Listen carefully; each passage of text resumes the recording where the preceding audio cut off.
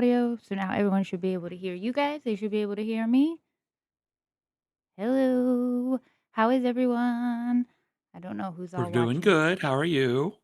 I'm Doing all good. right. Good I'm evening. excited. Yeah. Everyone ready for the holidays? I'm Sort of. not. Fuck no. I For will the most not. part. I will not be ready until the day of, and then I still won't be ready. And then it'll happen. It'll go off without a hitch, and it'll be great. Yeah, I think I've got all the stock. I've taken over doing the stockings, and so I think I've got everything for the stockings, except for my own. Mom told me not to do my own. It's very weird.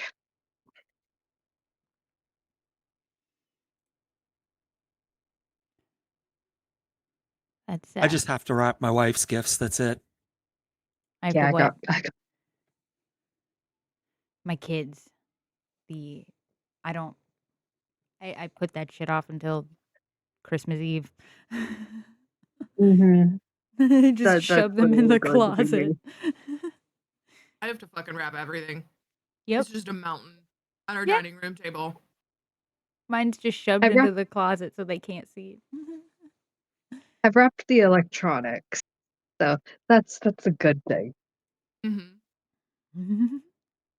All right. Are you guys ready to play some D&D? I am. Poor thing. Yeah. Yep. All right. So, does anybody want to do a quick recap of the last session?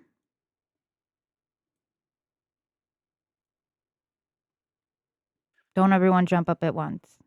I can give it a shot. Go ahead, Bubby. I mean, it's not going to be thorough, but it'll do the job. What's Last that? time was kind of our origin story, so to speak, as we were slowly collected by our handler, whose name escapes me at the moment. But Chance. yes. Yeah, feel free to fill in the gaps, everybody else. I like doing a collective thing. I believe we started with Julius. Yep. And then everybody slowly but surely came on board through various means of death and destruction. Then once we were all collected in one place, we went to what is going to be our headquarters and got the grand tour.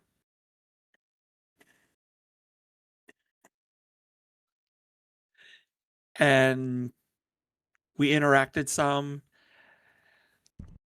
had some fun times, and we kind of ended around cinnamon rolls. And that's what I remember. We did. Everybody went into their room, and each one of your guys' rooms is kind of tailored to you. And Rio's had some nice cinnamon rolls, which she decided to share with Callie. So that's actually a great starting point. Each one of you kind of ended in your rooms. You had little tokens, memories from your lives. Callie had her ledger. And Rio and her had their cinnamon rolls, and then you all went into bed. And today is the first day you're actually waking up dead, which is an interesting feeling for anyone, I would think. So you're kind of settling into that feeling. So I'm going to go through each one of you and kind of explore that with you. And we're going to start with our lovely Duru up there in the corner. Now, when you wake up, I feel like, how are you dealing with the circumstances of your death?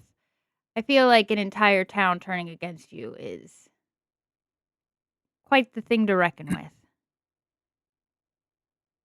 It definitely was. And she doesn't blame the townspeople because they were all brought up to be very superstitious because of the king and the monarchy. And so she's hurt, but she also gets a lot of solace in the spirits around her, and she knows that this is going to be better than her waking life.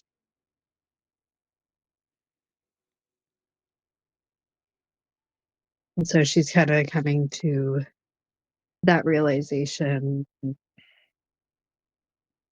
coming to terms with it more so. I think as you're sitting in your room, kind of parsing through the things, you hear those little phantom whispers that you've always heard.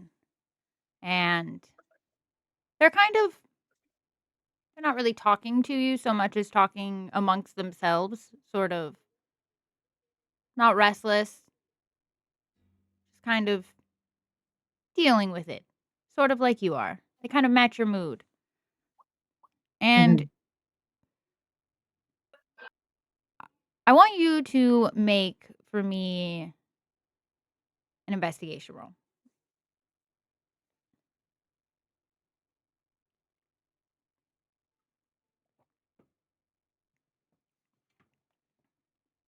An 11. So, since being in your life, your mortal life when you were alive, you could always sort of see spirits. They were always sort of there. Since dying, you've noticed that the only ones around are the ones directly connected to you, those voices that you've always heard. Those phantom ones that are very common in your life are the only ones you notice, which is very strange, a little unsettling. Mhm. Um, I think I think with an 11 you don't understand exactly what that means, but it's a very interesting feeling. You're pondering it. Mhm. Noticeable. So as we let you stew with your feelings, we're going to go to Alizara, who had a lovely portrait of her sister in her room. And she was just holding it and crying with it when we left off. And I feel like she would have fallen asleep with that picture in her arms, lap. What do you think? Yeah, probably arms lap something. Does she What does she spend the morning doing? Mm,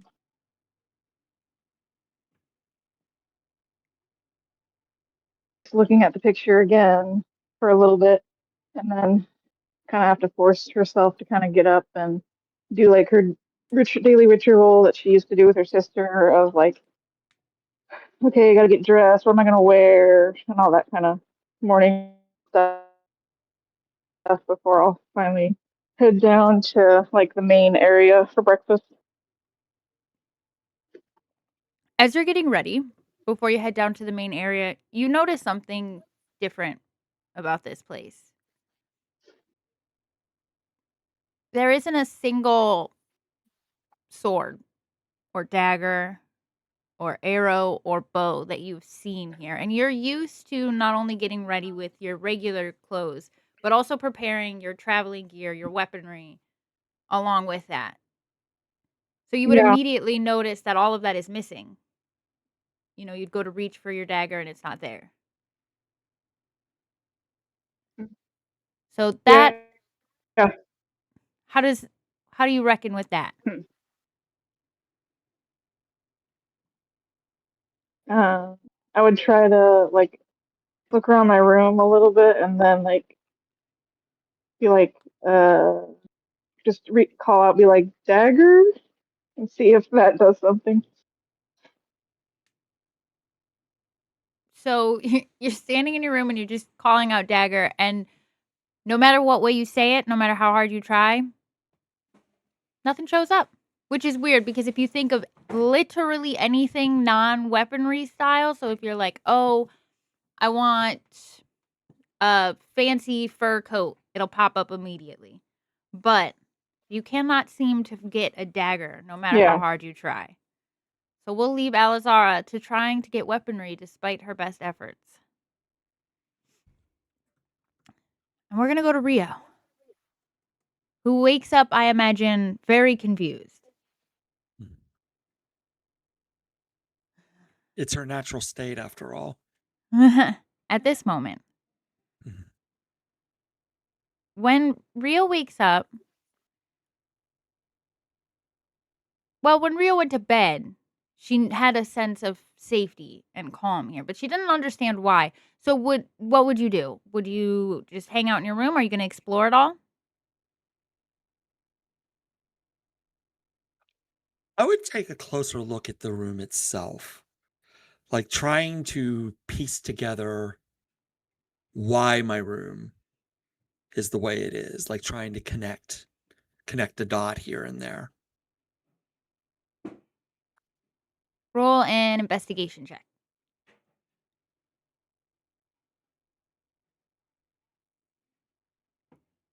That's a whopping 9. That's all right, because you might not really understand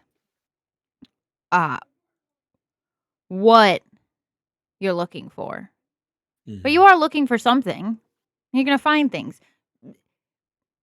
Comfortable blankets, bright colors. This is the room of somebody who loves life, likes color, enjoys fluffy things, enjoys fine things. All of the clothes are very nice as well, Mhm. only the finest. So you're starting to get the sense that a little bit, kind of the type of person you might have been, or be, depending. And as you're going through, you stumble upon something that kind of stands out. It's a little odd. It's a ceramic yellow, bright yellow, like the color of the sun, bowl, like a mixing bowl. Fascinating. Do you pick it up, check it out at all? Or do you just leave it where it's Absolutely. sitting? Yes, I touch it. When you pick it up, when you start to look at it, you're like, I feel like I know what this would be used for. This is a very common kitchen mixing bowl. Something you would Mhm. find in like a restaurant or a bakery or something along those lines. And when you think of that, when you're starting to list places in your mind where you would find a bowl like this, go ahead and roll. Let's see. What do I want to have you roll for? I think investigation again. Okay. Tell your dice to do better. They did. 10. Okay. Well, honestly, that was the DC, so we'll call it fair. When you're listing off the places, you're thinking, restaurant. That seems common, like in a kitchen. Bakery. And when Mhm. you think bakery, just the scent of warm, fresh bread kind of like pops into your nose. And as you're holding the bowl, you see quite literally the inscription of a sun sort of pop out and start to spread out of the bottom. Now, you don't know this symbol 100%, Mhm. but you can try if you'd like to roll, say, a religion check. Religion? Mm-hmm. 25. Very nice. Because Rio doesn't know this, but religion is something that she does know well if she had her memory. And the symbol that Mhm. is spreading across the bottom of this bowl and spreading out across it is the symbol of a particular god, one that you know well. That's Lathander, Lathander. or the Morning Lord. And the bottom of the bowl starts to turn green, almost as if the sun is coming over the horizon of the bowl, Hmm. much like his symbol. And you just stare at that for a while. I think. I think it'd be fair to say she's a little bowled over by that revelation. Oh, I love you. All right. So as Rio's looking at her bowl, we are going to go to Callie, who is in chaos. Callie, And how does she feel about that? Callie wakes up in an absolute panic. Full on, I'm late, and falls out of the bed. Hits the floor with a big old smack. And it starts to flash back to her as she realizes that she is not in a familiar room. This is not her room. These are not her quarters at the temple. She is not late for work. And then as she starts to think about it a little bit more, the bookshelf fell on her yesterday. And she's not sore.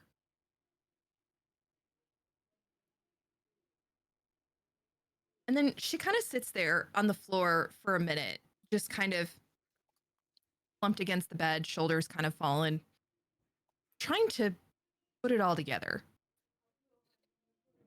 Trying to reconcile her new reality.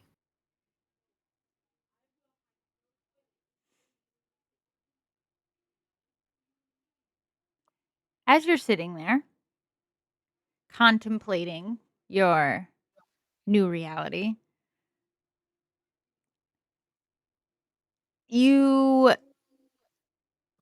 I wouldn't say you don't know how to reckon with it, because really I don't think anyone can reckon with dying. I think Callie does what Callie does best. And that's immediately start noticing the flaws in the system that she's now found herself in. And she starts to make a list.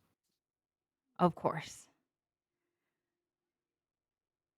Now, Callie was given something that's perfect for lists, wasn't she?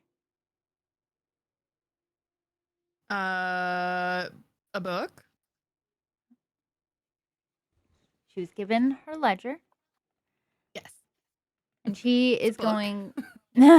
It is a book. It is a book. I think there are plenty of books in this room too, because Callie is a reader. Mhm. So I think all of the books that she might have snuck in her free time might be in here. And I 100%. think you're thinking about your lists. Like, you could write it down, or you could go explore your bookshelf, explore your room. Ultimately, what does Callie want to do? Because she's got a couple of choices here. She doesn't have to go write down her list yet. I think she starts to mentally catalog everything that is happening around her. And as she kind of comes back to herself and feels her body, kind of grounds herself in this weird liminal headquarters space that she now finds herself in, she will eventually kind of push herself up to her feet and start to wander a little bit. She's starting to formulate this list, but she's also looking for the stuff to like write the list down and what else is going on. She's starting to get a little bit curious. Roll an investigation check for me. Yeah. As you actually check out your room. 10. A lot of that going around tonight. That's all right. The DCs aren't super high. Worry not. Honestly, they're like scaled. As you're starting to investigate and explore, you are noticing small things that stand out to you. There's, of course, a quill and ink, everything you need to write, but there's extras of it stuffed around the room just in case. Almost like you would back in the temple, where you need it if you were busy and just needed it within like arm's reach. Mm-hmm. You're like, oh, I would need to write something down here. So you just have one right there. And it's kind of set up like that. You're looking at the titles of the books. You're kind of noticing they have a pattern to them. They're quite a bit about death, about gods of death, different gods of death, different legends of death, and things like that. They're very focused. And I think that catches your eye. So for a while, Callie is kind of interested in the catalog of books here. This is limited to a very specific topic, but it's a lot of different books on different gods, different beliefs, and all this different things. And I think it catches your eye. You spend quite a bit of time there. And while Callie's Yeah. looking at her books, we're going to go to Julius real quick.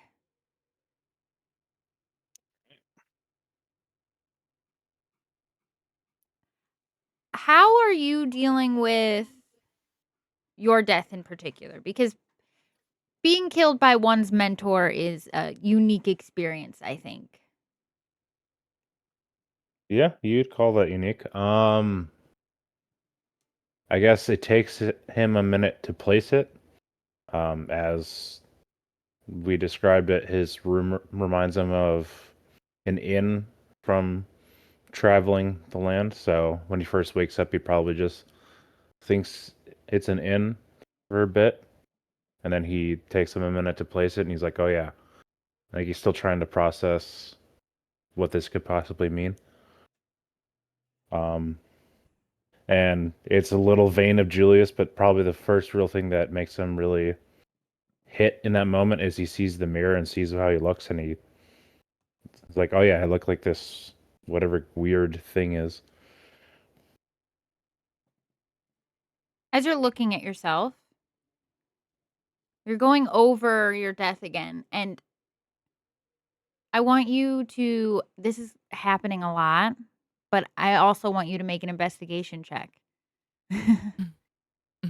or a history check. It could be either, honestly.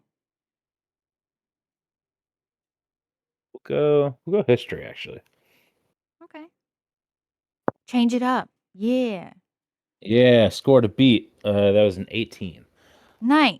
All right. So as you're going through your death, you're sifting through this memory. I think what stands out to Julius the most is just how quickly your mentor went from being somebody that was kind and thoughtful and a teacher and a leader to obsessive and dark and going down a very dangerous path and leading other people down that path, and sometimes unwittingly.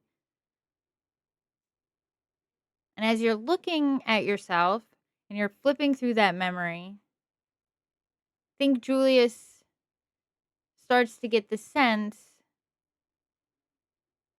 that maybe he doesn't look like this because of anything.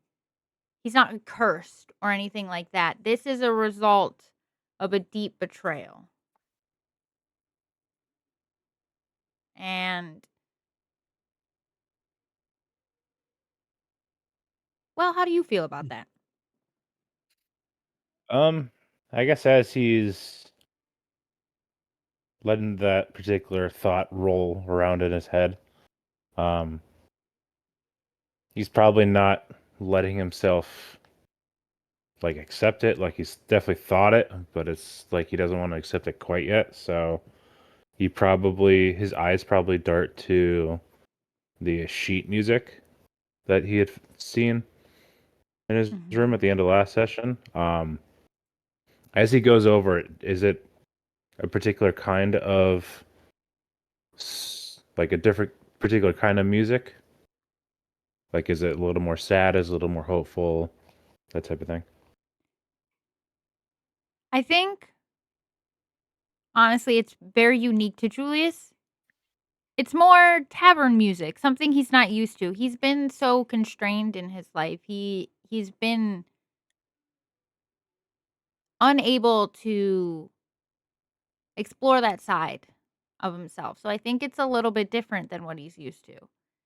It's it's tavern songs, and some are happy, some are sad, some are about love, some are about death, some are joyful, some are super somber. Just kind of depends on which one you're looking at.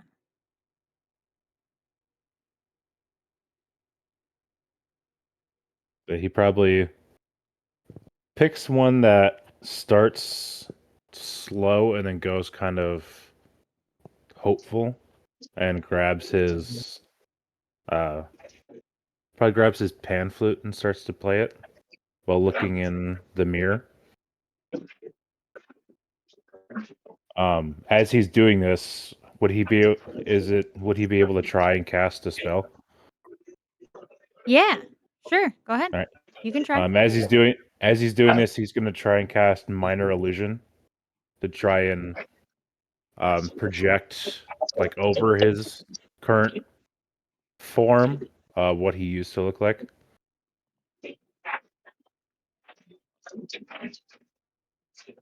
As you play and you go to cast a spell, you make the very familiar movements. You know this, you know how to do it. You've cast this spell before. It doesn't work. You try again. Doesn't work. But I want you to make a performance check for when you're playing your pan flute.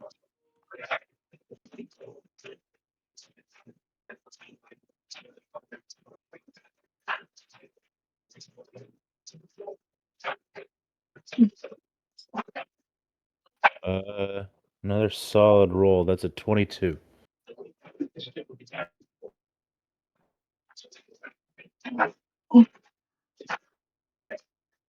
Hey, Cougar, can you mute for me, babe? You've got like real bad feedback.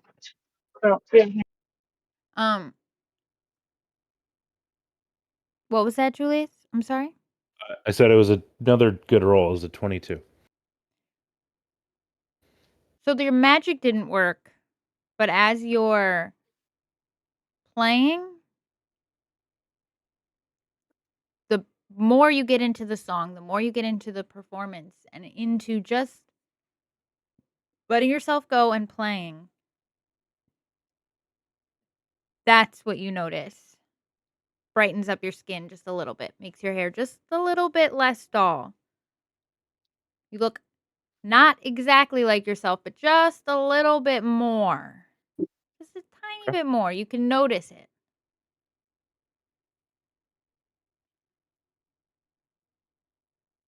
He files that under more to investigate later. He probably is it at all easy to tell like what time of day it is, I guess, relative to where they were? There is like a sun, so you can kind of tell by the sun. But there's no like exact way to tell. If you were to look out, you could probably tell it's morning wherever you Okay. are. The general time to wake up. All right. But before you leave your room,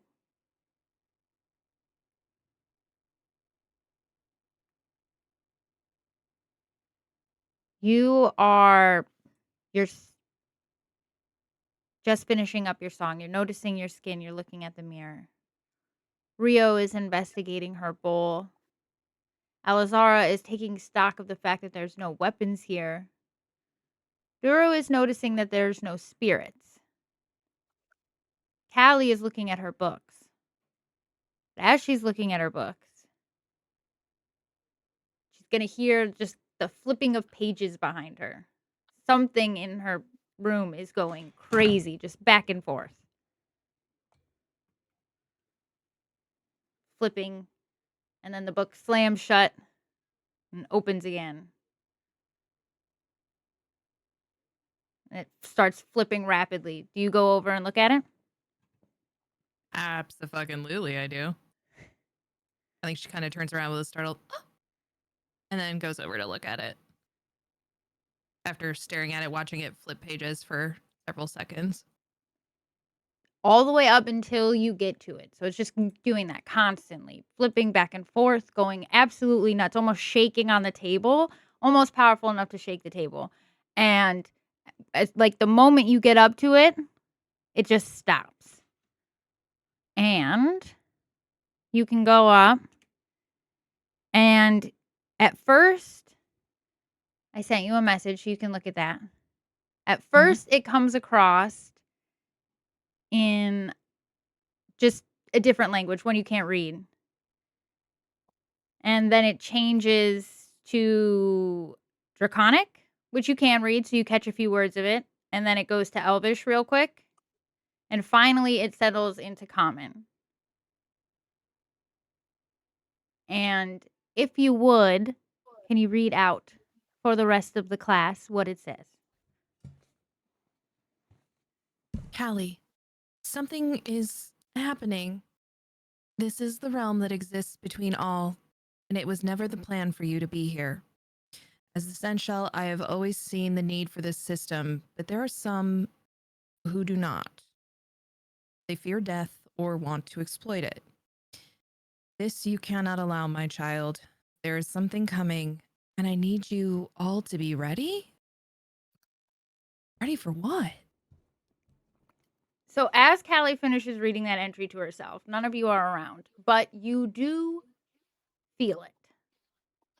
Something is changing. Doru will suddenly see spirits floating around, ones that aren't ones that she's noticed, almost like home again. Alizara will find weapons, her dagger in a familiar sleeve on her side, exactly as she remembers it to be. Rio will feel a rush of radiant energy and almost burst into light. And Julius will finally be able to cast that minor illusion spell and suddenly looks like his old self. And Callie feels a rush of power in her own right. Each one of you suddenly realizes that you can do what you used to do in your mortal life again. Some of you have your magic back, others have their weapons. But before there was no power, and suddenly there is. What does everyone do?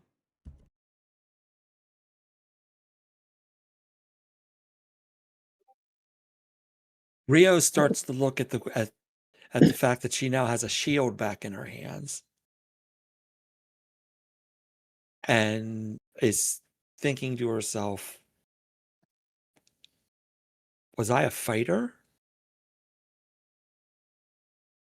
Is this something? Is combatant? She's very confused by this because she also feels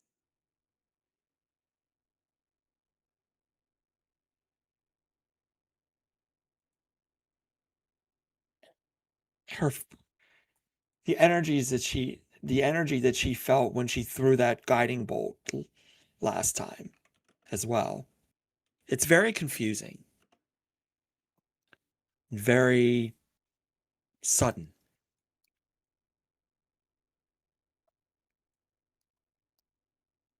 She also feels one extra little thing. And that's the call from a god she didn't remember that she knew or cared so much about.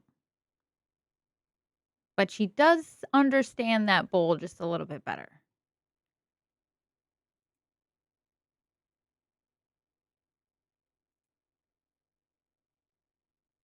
What's everyone else doing?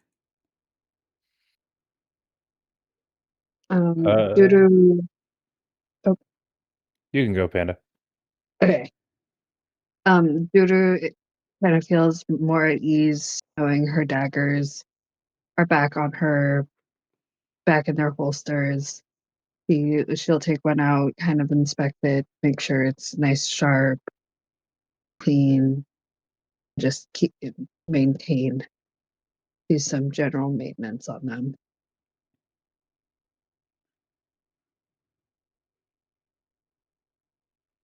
Hmm. Do you want cleaning supplies? Do you think about getting because right now there's currently none in the room, I don't think. But you know Yeah, that I if you would. think about it. Mhm. Yeah, I would definitely wish for some polish, stone, polishing cloth, just to help clean it, maintain them.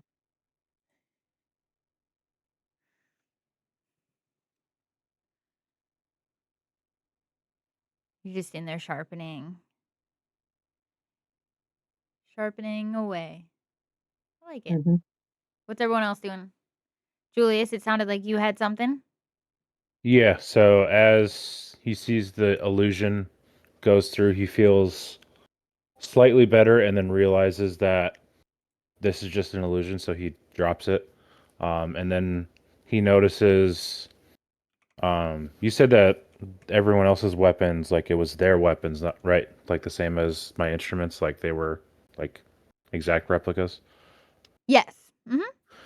That I imagine sitting um imagine like almost like stabbed into the table style is a little dagger with the sheath that is now around his waist, that was given to him by his mentor long ago, that he sees, recognizes what it is, disassociates for a second, and then realizes, if I have this now, something has changed. Um, because Callie was the only one that got that message, right? No one else has got anything since. Nope. All right, then he's probably thinking something's up and probably grabs the dagger, um, looks for anything else that in the room that would have showed up had he been alive and traveling the road as he would want to do, grabs it and probably tries to leave the room. I think as you open the door, Raya, your housekeeper, she's standing at the door like, "Oh, I was just about to knock. Breakfast is almost ready." Well, it just kind of shows up when you all get to the table. Would you like breakfast? Are you hungry? Uh, I don't know.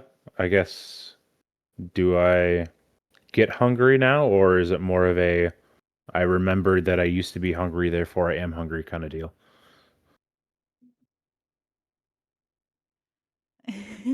She just laughs. If you think about that too much, it will make your head hurt. Just eat like normal and it works fine. Very well, then I am hungry, yes. All right, let's fantastic. I'm gonna go get the others. Uh Callie and Alizara, did you have anything before we get everyone around the breakfast table?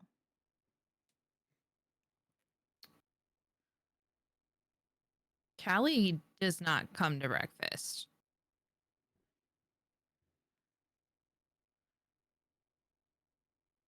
Callie is flipping furiously through this book, trying to see if she can duplicate what happened.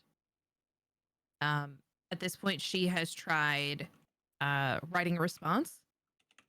She has checked the backside of the pages to see if there is some sort of bleed through on the ink. She has checked every single page in this entire thick leather-bound tome, trying to see if there is another message in there somewhere. She's got nothing. And she's, she's got her fingers up in her hair. It's all messy. Her braids falling out. She's got ink all over her fingers at this point. Um, she doesn't like puzzles that she doesn't quite understand. And so I think she would be very absorbed in that at the moment and not even realize that everybody else had gone to breakfast. Make an Arcana check for me.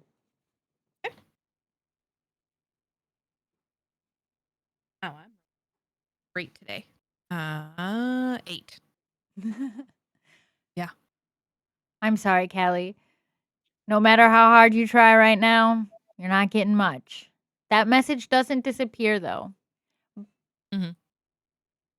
But do you read that message a few times? Several. Yeah.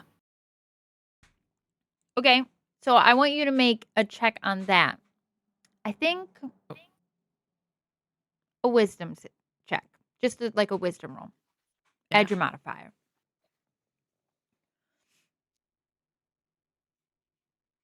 Okay. 14. A few words in that message kind of stand out to you, specifically the word seneschal. Your temple, kind of familiar with that. So that word stands out to you. Okay.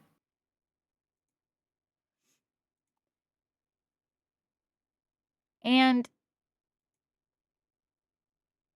sadly, no matter how hard you try right now, you can't replicate what exactly happened. But as you're sitting there trying and you're going over it and you're poring over the message and looking at it again and again, it's a very clear mission. You know that much. A couple words stand out. You know that the moment you finished reading it, you felt a rush of power.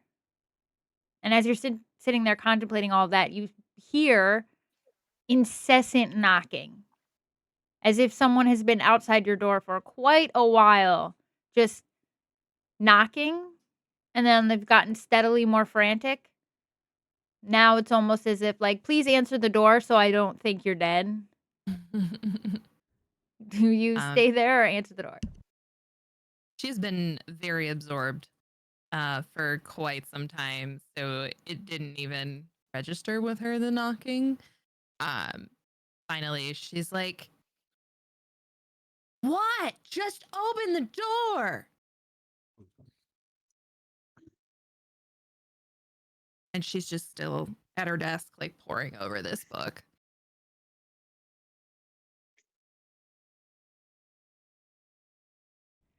The door just slowly opens, just tiniest little creak, and just the cutest little head pops in. And Raya comes in, and she just pokes her head and she goes, oh, I'm real sorry to disturb, but you have to do your job from outside of the room, and everybody else is gonna they're gonna get breakfast. Can you Oh, join? right. Job. Okay. Sorry. This is highly unusual. There was some sort of anomaly with my book, and she kind of slams the cover closed and like stands up and brushes off herself and kind of tries to like desperately wipe ink off of her fingers, smooth down her hair. It's still a hot fucking mess. And she will follow Araya out to the other room. Yeah, I don't really mean to disturb, but it just it's not like the food can get cold. Yeah, I think everybody just Oh, you're coming. Fantastic. That was easy. Chance said that if you're just direct, people will listen. Fantastic. Thank you. Hi. Come with me. And I put on the owl bear, I put up the map so you can see. I'm going to put up your guys's breakfast map in just a second. That one goes away. There you are. Bring yourselves over here. That's Raya. That's everybody, right?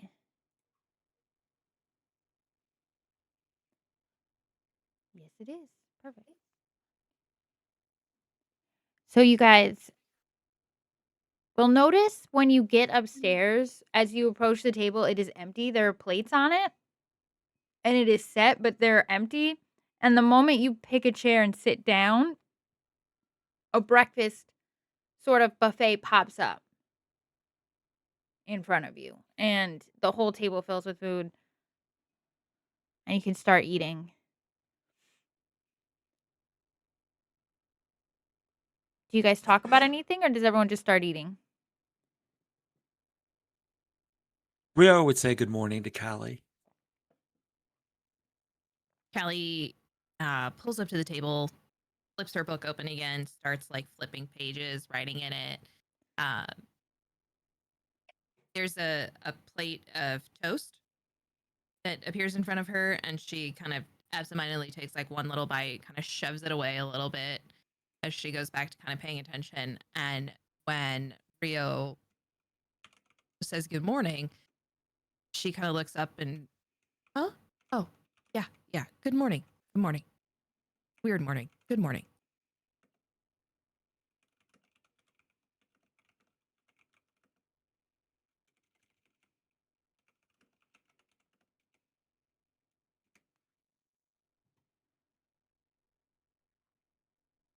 And Julius will eventually say good morning as well, while absentmindedly eating.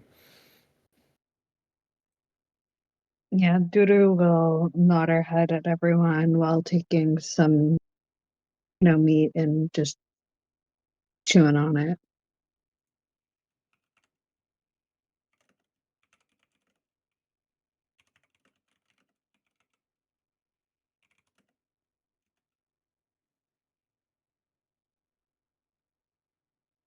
So as you guys are just hanging out, everyone's eating breakfast. Raya, she doesn't join you. She doesn't sit down at the table. I'm gonna make her a little bit bigger because she looks really sad next to all of you when she's real small like that. She is just kind of watching over you, making sure you're eating. She sees Callie's small amount of food, and she quietly tries to add more. Just as Callie takes the toast and finishes it, you just see Raya subtly sliding her hand kind of under so that Callie can't see, and just another piece of toast.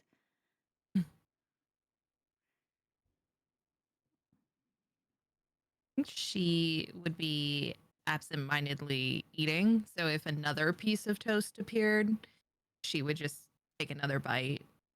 But she's very absorbed in this book.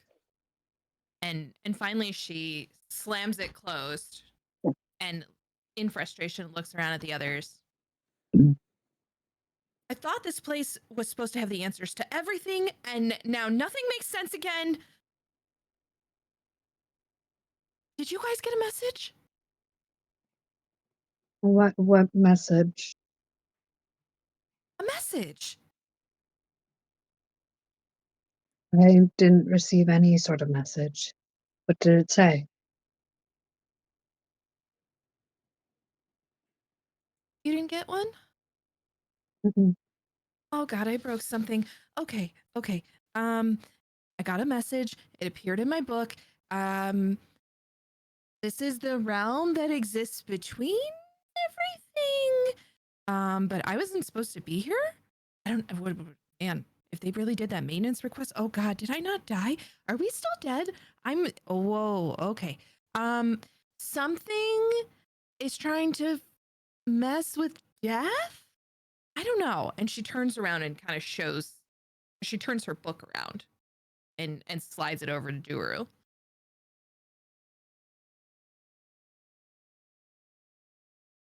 You'll have to remind me what the message said fully. Am I good to put it in chat, Sam? Yeah, go ahead. It was for the drama, and you did very well. Thank you. Oh, thanks. I'm here for you. All right, it's in Discord chat. I'm also glad you got my book flipping reference as well. yeah. I got you. Charmed, anybody? Thank you. I did grow up in the 90s. As she lets Stuart read this, I tried to figure out where it came from. I don't understand. The ink doesn't match any of my ink, and there's nothing else on any of the other pages. And it's definitely written in there. I can feel the impression of the writing, but I don't understand where it came from. And words just don't appear in books. That's not normal. I don't. Oh God. Oh, okay. Here's a panic. Callie, Breathe. breathe. Does it seem Okay. like Callie is really starting to freak out in this moment? Make an insight check. right. This is indeed mysterious, but I think we will be able to figure it out. But how do you just say it's mysterious? Does this kind of stuff happen to you often? Dirty 20. Oh, she is panicking. She's losing her shit. All right. Remembering that as of like a few minutes ago, magic was starting to work, I'm going to attempt to cast Calm Emotions on her. Nice. And So this will actually affect everybody, but Callie in particular needs to make a charisma save. Okay. What's the DC? 14. Oh, poor. All right. I got a 17. Okay. I guess you probably feel me trying to like, hey, like we'll get there, and I attempt to like soothe it, and it just probably doesn't go through, or probably doesn't work. I think. Oh, it works on a few people. Who else? Everyone else had to roll. What'd everyone else get? Oh yeah, that's right. Well, what was the roll? it was a 14 charisma, Oh, Chris. 14 riz. I rolled a 15. I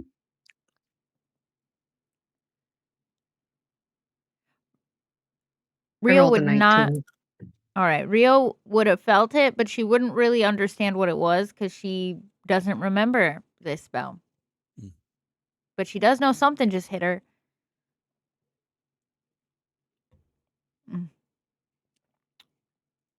I can't see. I don't think Voodoo can get more calm than she already is. You see poor Raya, she's standing over, like, holding a piece of toast half in the air. Like, just with the look of pure befuddlement on her face.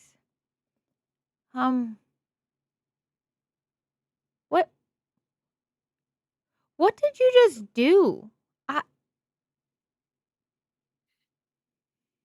Julia's still being used to being alive when magic was fine. Just did it look like she was gesturing in Julius's direction?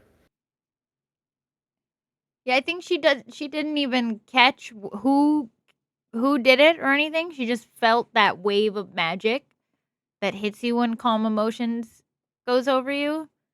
And well, do an insight check. Everyone can do an insight check if they want. Because she's just standing there. While they're rolling, if it's okay, I think 25.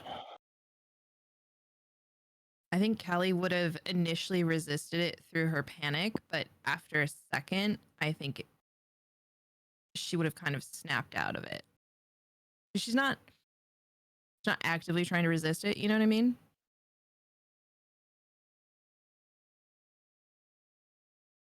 You tell me if that's okay, Sam. Oh yeah. If you don't want to resist it, and that's completely up to you. Yeah. I'll let you do that. So Callie,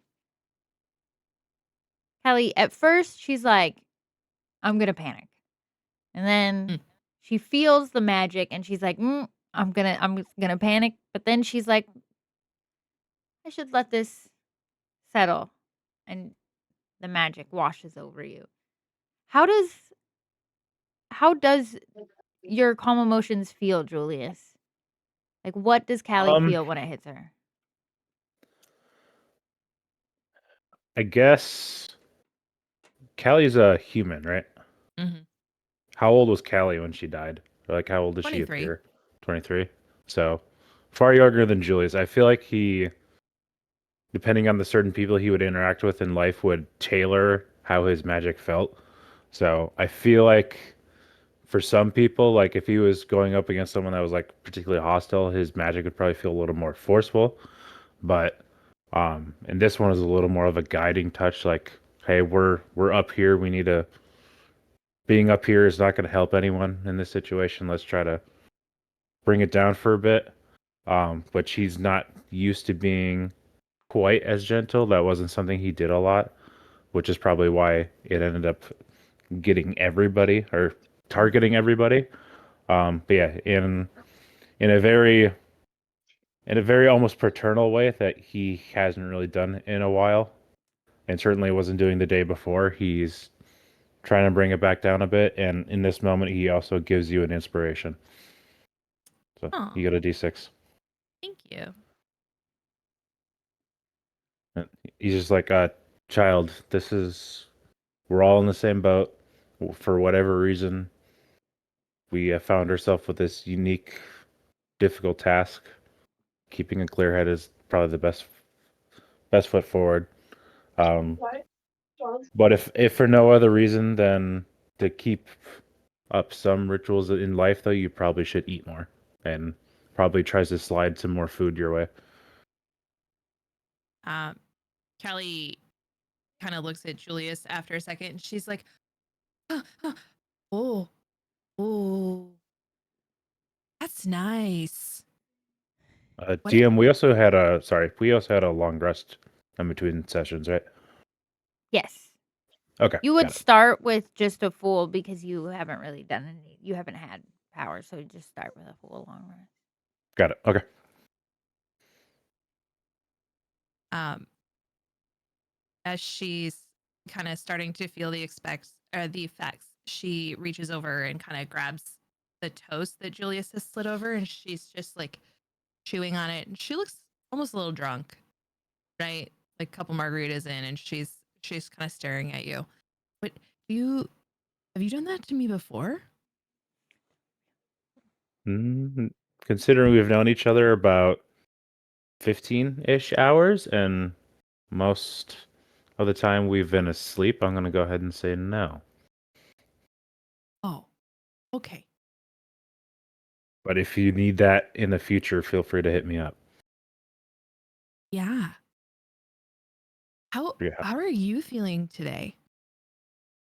Well, I have bits of magic and I have my music, which is nice. So I feel a bit better. Uh, it also only lasts a minute, so probably not long after this little conversation, probably the feeling of like the gentle help probably goes away from Callie. So whether or not she stays there of her own volition or if she falls back into panicking is kind of up to her.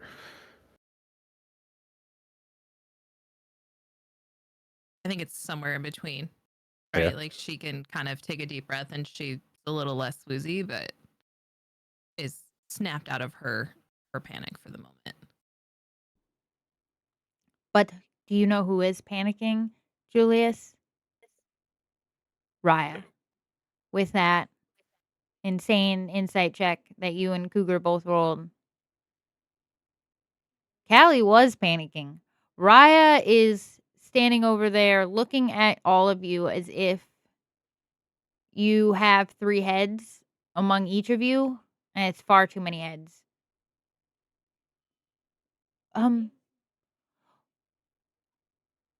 I don't cuss a lot, so excuse me because I'm about to cuss. What the fuck did you just do to me? Was that Was definitely that aimed more at Julius now? Oh, yeah. Especially because you were I just think talking to Callie about it. I think still being used to still not quite getting over life and where magic was a lot more commonplace. He kind of does the look behind him like, oh, you're referring to me. Yeah. What? Wha- Magic. that?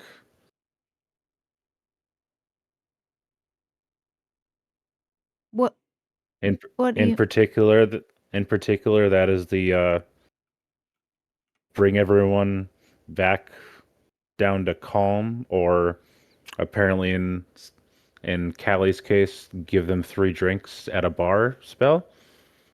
Huh. M- magic?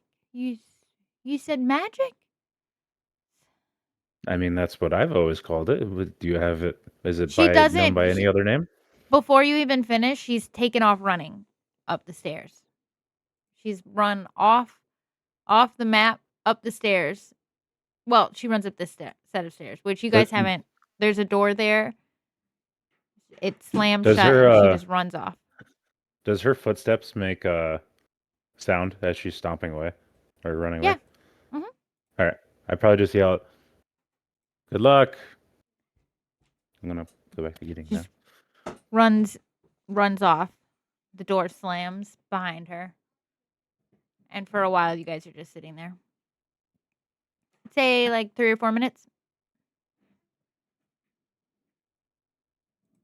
Is, And go ahead. is she never seen magic before? I'm gonna say it wasn't able to work earlier. I tried to mess with this, and it didn't work at first, and then it came through. So maybe it has something to do with your little note there. Maybe it's related. Is it not supposed to work here? I mean, I guess it's not supposed to. My little bits of helping people, like I just did to you and did to you yesterday, apparently weren't supposed to work either, but those went through fine. So,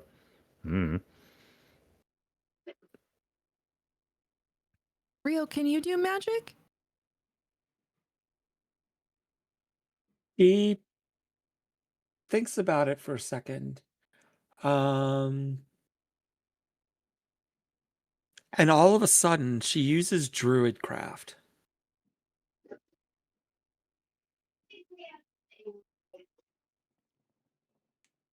to cause it to snow.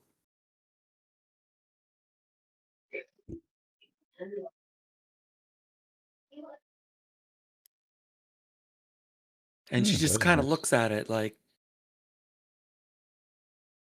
I didn't know I could do that until just now. I feel something in me, but I'm not quite sure how to channel it. I feel like I'm relearning a lot.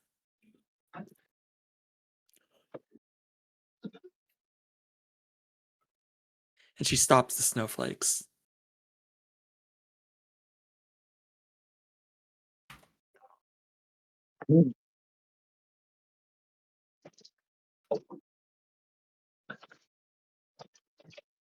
It's funny.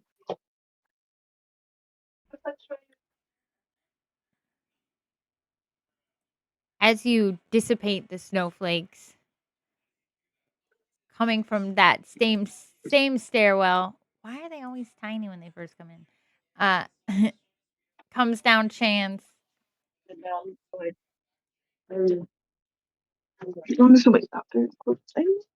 and Moira. Ah,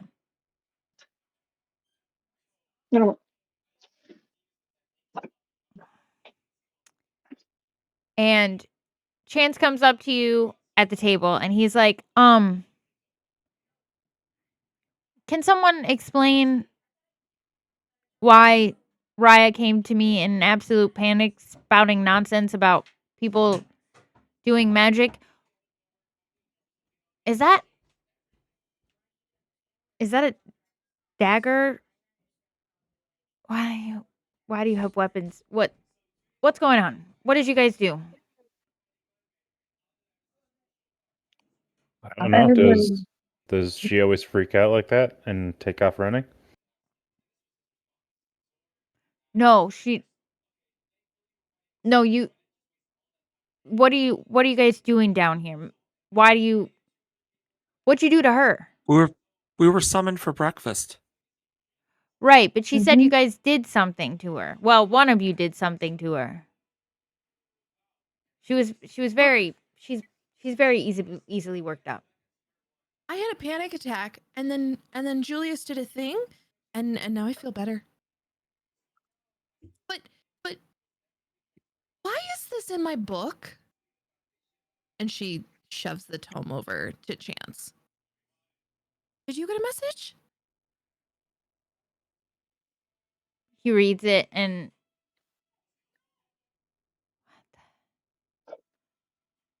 okay. This is I knew when I got this list. So who else is got anybody else got any weird messages? Doing weird shit to people? What's going on? You've got and he's like looking over at Doru who's sitting next to him. You've got knives. Are those knives? Why are you They, those are daggers. Daggers. they just appeared back where they were when before I died. I mean, are adult daggers knives at a certain point? Yeah, you're right. For a minute I Now, thought she was like can I hoarding cast steak something? knives for a reason. But that's like an actual dagger. Go ahead. Who was talking? Alvar, can I do thaumaturgy and like all of a sudden everybody in the room will like hear like phantom whisper voices, like spirits around them.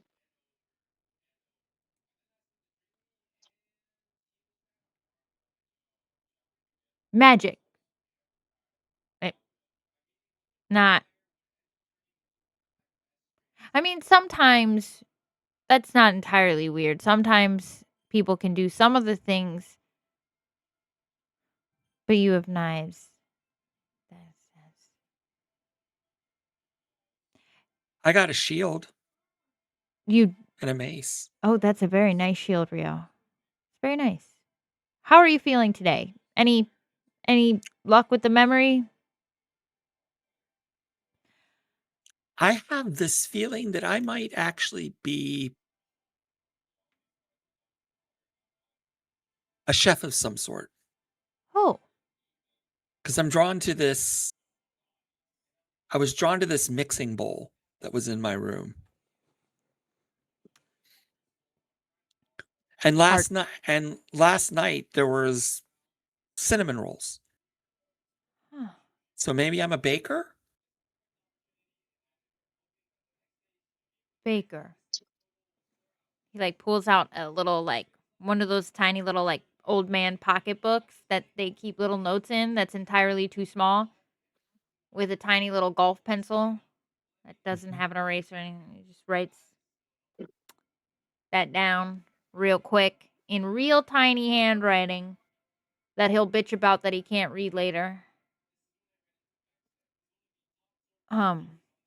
Magic and swords.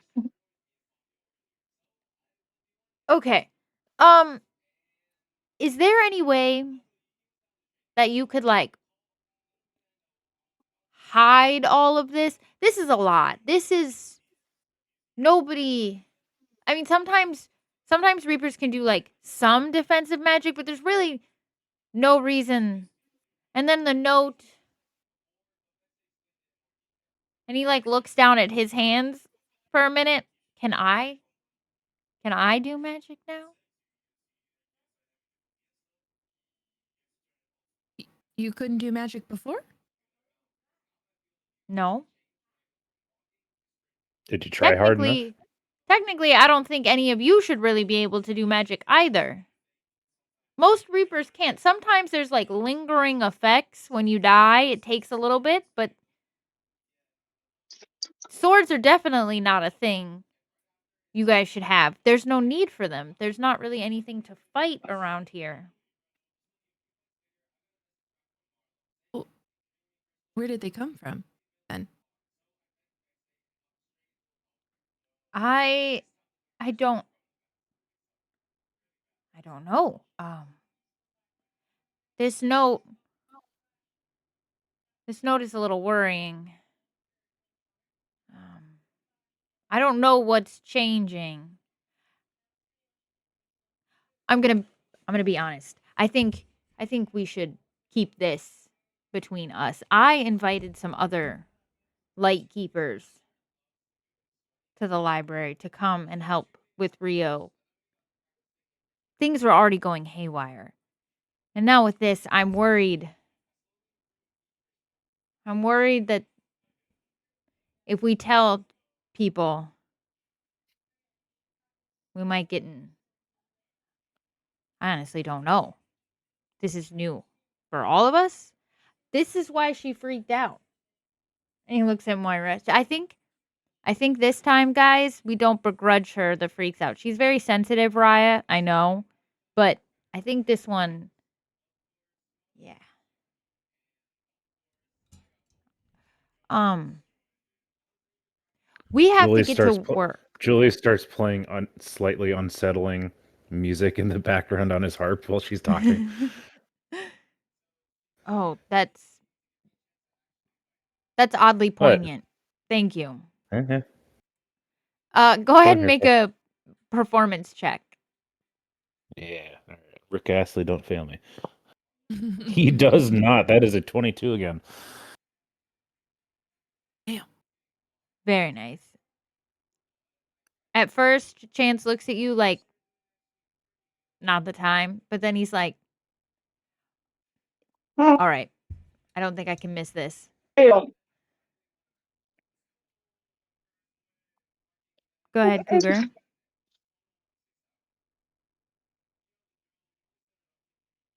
I wonder if that's his background.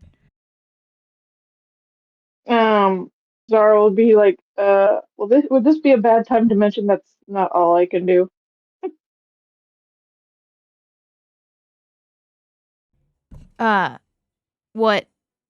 What do you mean?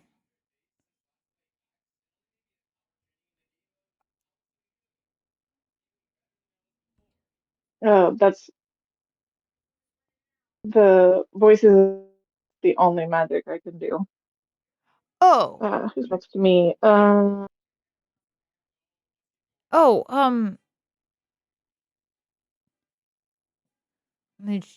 Rio has a shield. Can I reach over? Who's to the right of me?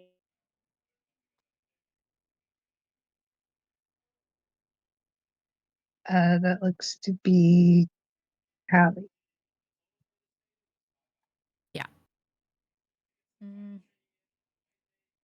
Yes, it's Callie.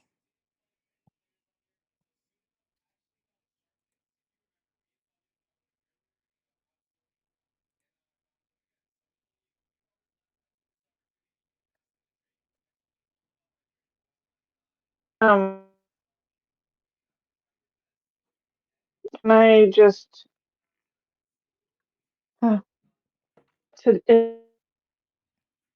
to harm at all, but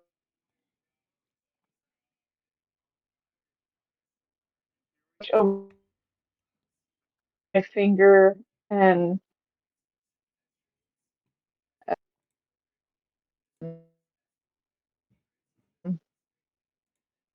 Is she breaking up for anyone else? Yeah, Yes. I'm having a real hard Uh, time understanding you.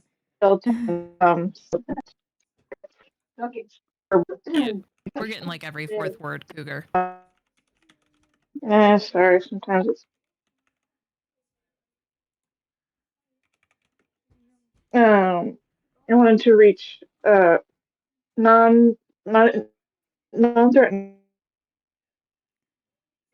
or injury, but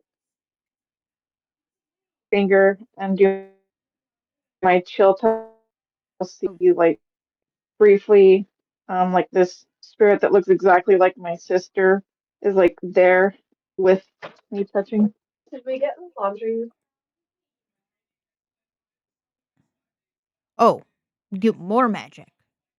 Um, Okay, show of hands at the table. Who can do funny business with magic? What do we got going on? Julian casts minor illusion of a hand raising over his head. That's it. What is that? I haven't dealt with magic in like 4 centuries. Just give me a minute. Um, Callie, what about you? Yeah. Well, I Magic. What do mean, you got? it's just a little stuff, right? And she'll like snap her fingers, and a plate that was sitting on the table that had like a very fine crack in it seals itself back together. I mostly used it to fix the books. And well, I probably should have used it on that bookshelf.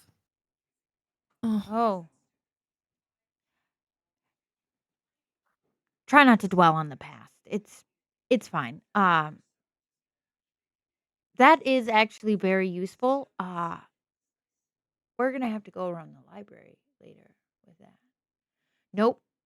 Don't exploit. Don't exploit your reapers. That's like rule number 7. All right. Um. Okay. We have got to focus. You guys have a job to do.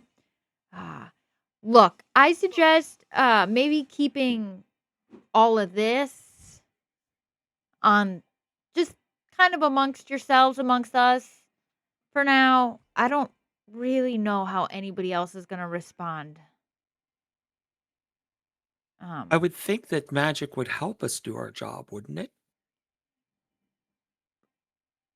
Yes, but it's no. Uh, why? Uh there's not really I, anything y- you're supposed to be the expert here. right, but I'm an expert on the reaping stuff. I know reaping. I know how to do the job, but there's nothing around that I know of that's gonna attack you guys. But that note said things are changing. Um, is there somebody you could ask? Yeah, a few people, but that's gonna take time. For now, we do our work. We keep our heads down and do what we're supposed to do. Don't draw any more unnecessary attention to ourselves. There's So this so council. There's this like don't group. Go ahead. don't fix the books. No, fix the books. But Oh, okay. just But on the down low. yeah, Okay. Okay. yeah. What Just don't council? yeah, there's a council of like elder light keepers. They kind of keep everyone in order. Uh they're they're kind of snooty assholes.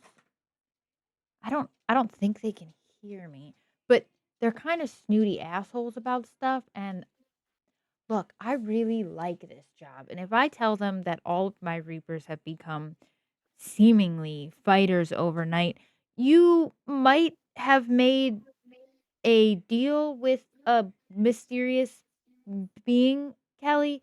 We got to talk about reading things out of books. It's all right. Um, Uh, okay.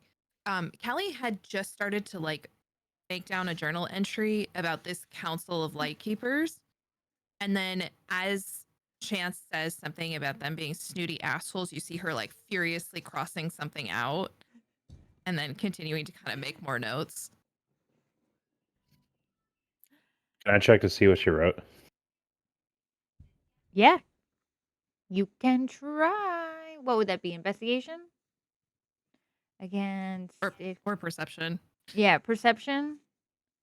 Perception. If Callie wants to hide it, you can try. She's not really trying to hide it. She's just making Nope. notes. That is a 6. Rick Astley let me down. Well, you know she's writing. Mhm. She writes really fast. How does her thoughts get out that quickly? Crazy. I think she shuts off the talking from her mouth stage, so it just comes out through her fingers. That's my theory, anyway. Only sometimes. Only sometimes. So you're not a fan of this council. Would you say you do not want a seat on this council, or you would? No, I would like to retire. Those guys, I've been around for a couple of centuries. Those guys have been around for like, I think a couple millennia at this point. I don't really know. They're just, they're not, they're not great. I choose to interact with them as little as possible. I am going to ask around, but I'm going to do this as quietly as possible, if you guys don't mind.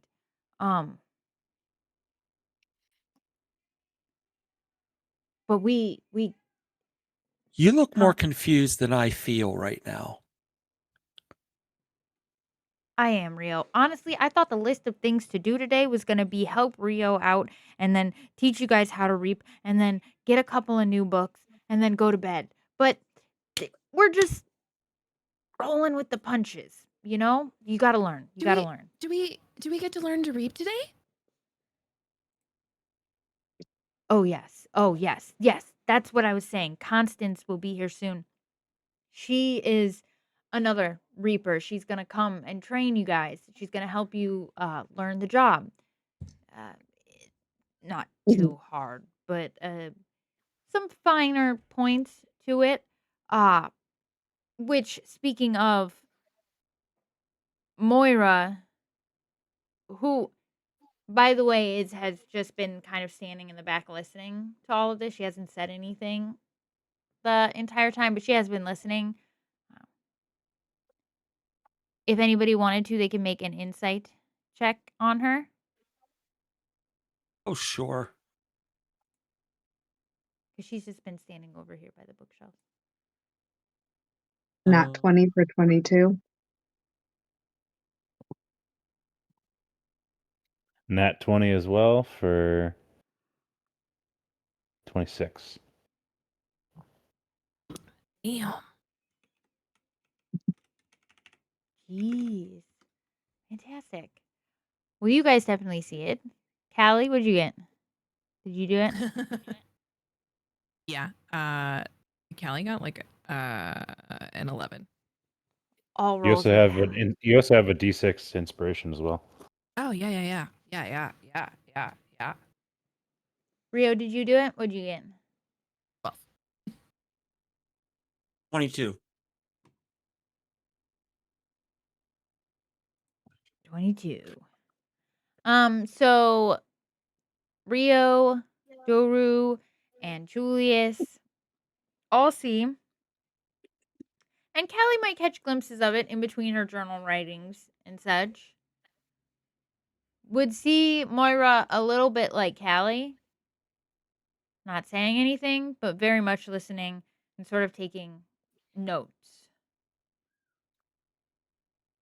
Kind of down, just casually.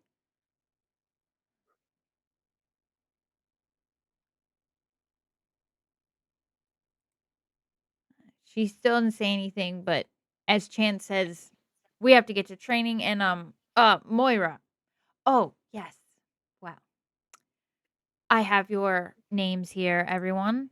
Um Give me just a moment and she'll go around to each of you and you're going to get a message and hand you a little slip of paper with a name on it and a little description slip afterwards. These are your names for the day.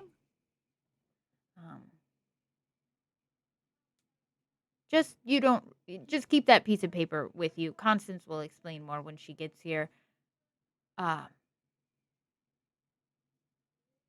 Good luck out there. She looks at you kind of funny and then walks off. And she goes off back up these stairs. Is she normally like that? I don't know. I was going to try and mess with her on her way out, but she seems a little overwhelmed. So I'll save that for when she knows us better. That's probably a good idea. Oh, she's I don't really know. She's not like mean or anything, but she's not going to ask you about your mom, you know? Like she's that type of person. She's business. Business as usual type lady. Though she did I'll have to ask her. Um she's fine. We can trust her. Um So those are your names, like she said. Also, that little slip of paper is kind of important.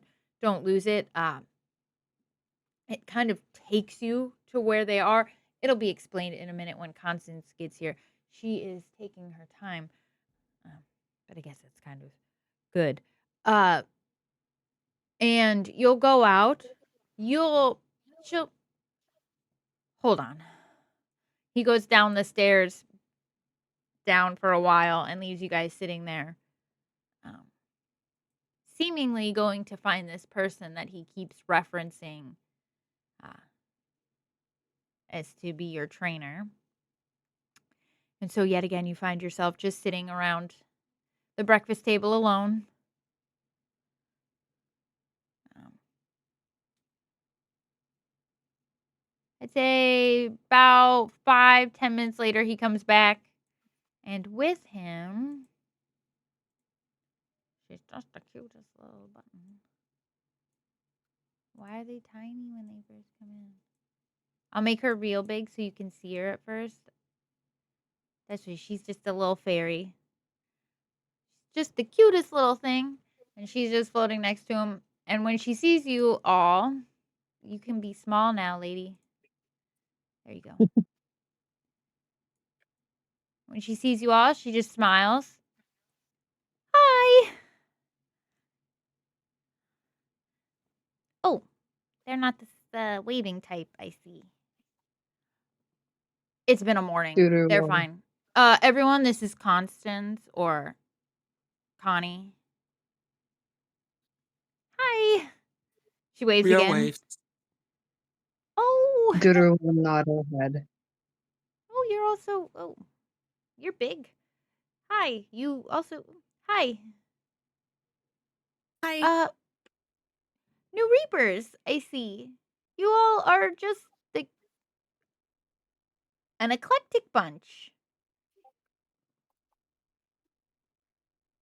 That was real subtle, Connie. Connie is going to take you guys out of the library to help you. You guys know, did I tell you about your threads? Everybody, can you just 1 second? And he like pulls on his chest for a minute, and all of you will feel something kind of tug at your chest. And if you look down, you can make an investigation check to see if you see what he's referencing.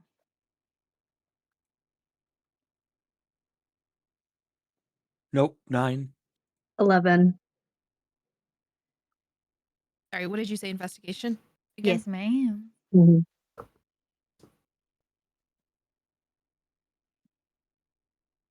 13, I think.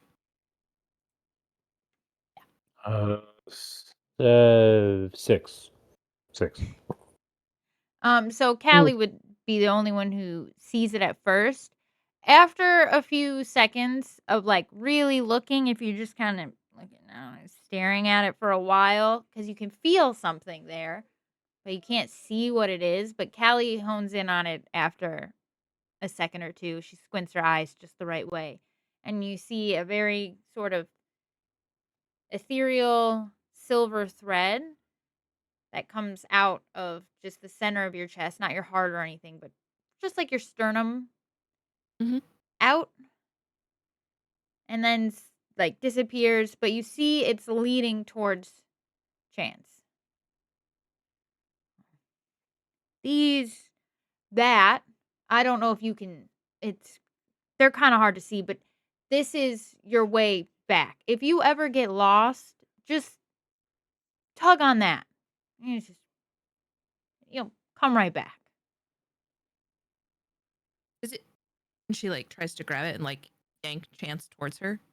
This when you grab onto it and you yank, you practically tackle him. You slam into him real hard.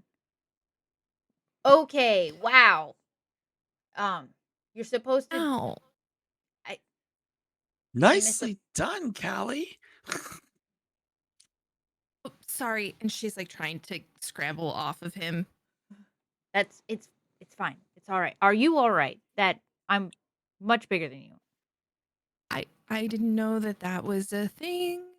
I've never been connected by the heart chest before to somebody. Breathe, training. Everything will make sense tomorrow. It's okay.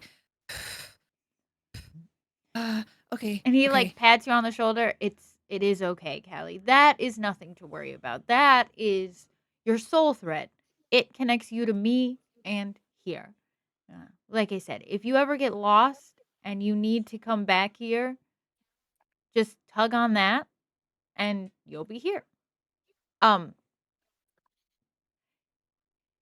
will say though, sometimes it can happen at mildly inconvenient moments. So if you catch me with my pants down, no judgments. At least you made it home. Duly noted. Julius wonders if he's being literal or she's being literal or not. Shooter's Make an just insight check. choosing to trust that he's being literal. Can we come up with like a code word or something? You With have a a 9. spell. I mean, he sounds legit. He's not. It doesn't sound like he's lying. I mean, if that's literally a possibility, I want to make sure I'm actually tugging on the thread. Oh.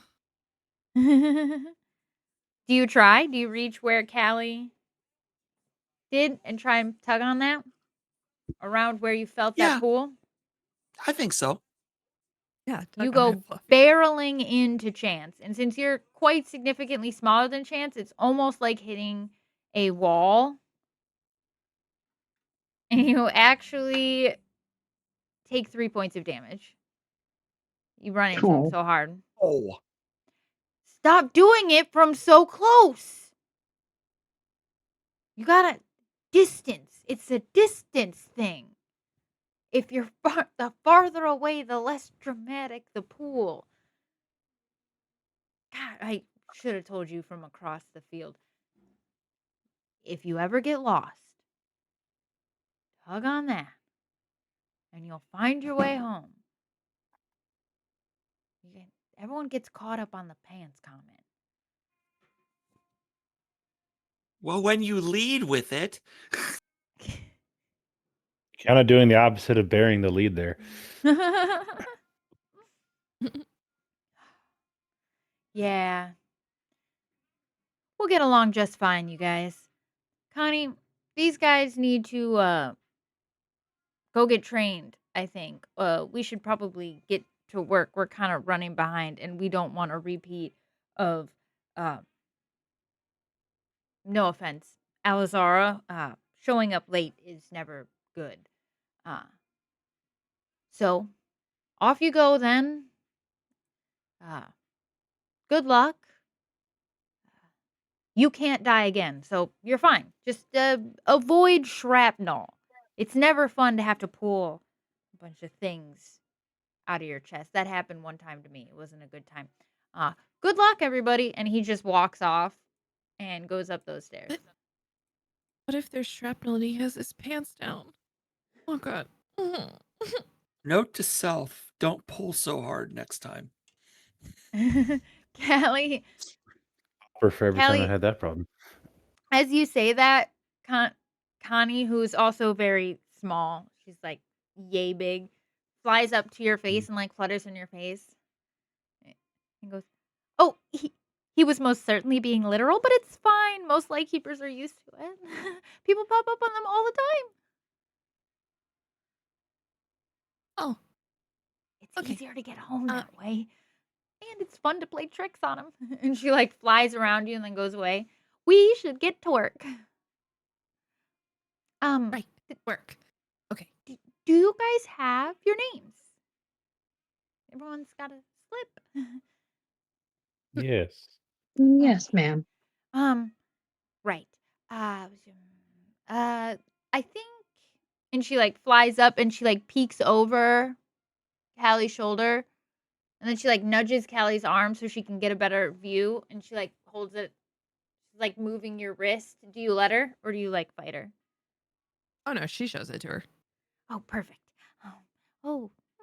Oh, that's okay. We'll go to them second. All right, we're gonna head. Whoa. Wait. Why did you say it like that? Is she hard? Did I get a bad one? Well, did you read her description? She just looks like the most unpleasant of unpleasantness. And I like to face unpleasantness in the afternoon. I always say you face the good stuff in the morning and then the bad stuff in the afternoon so you can drink the night away. Oh, okay. There's a kind of logic in that. How old Oh, or how big is this person who's talking? she's like this big. She almost looks like a kid, but you can tell that she is a straight fairy. And so she's probably a lot older than she looks. Is she Well- Rio size? Mhm. Pretty much. Yep. Before we leave, can I before we leave where the breakfast table's at, can I like mentally ask for like a relatively a nice sized flask for everybody and just like hold on to it, just like when this day is too much, here you go, kind of style.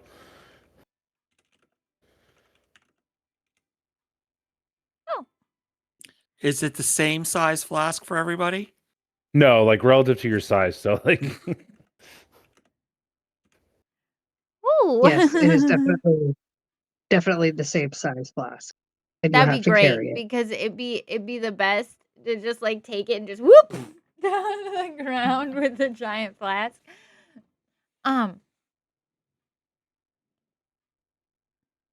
Okay, Ride it so like a sled. we're gonna do those guys first. Like I said, that lady just sounds super unpleasant. Who goes around just messing with people? Anyway, and she like flies over and she flutters up into Duro's face. Who are you? Hi, ma'am. I am Duru, or Duru Shana. My mom is ma'am. You can call me Connie. Hello, Connie. Hi. Did you die in a fight? Why do you have a bunch of swords? Who are you fighting? I unfortunately was hanged. These They were look like tools of my swords to trade. me, sir. Those are definitely swords. What do you mean?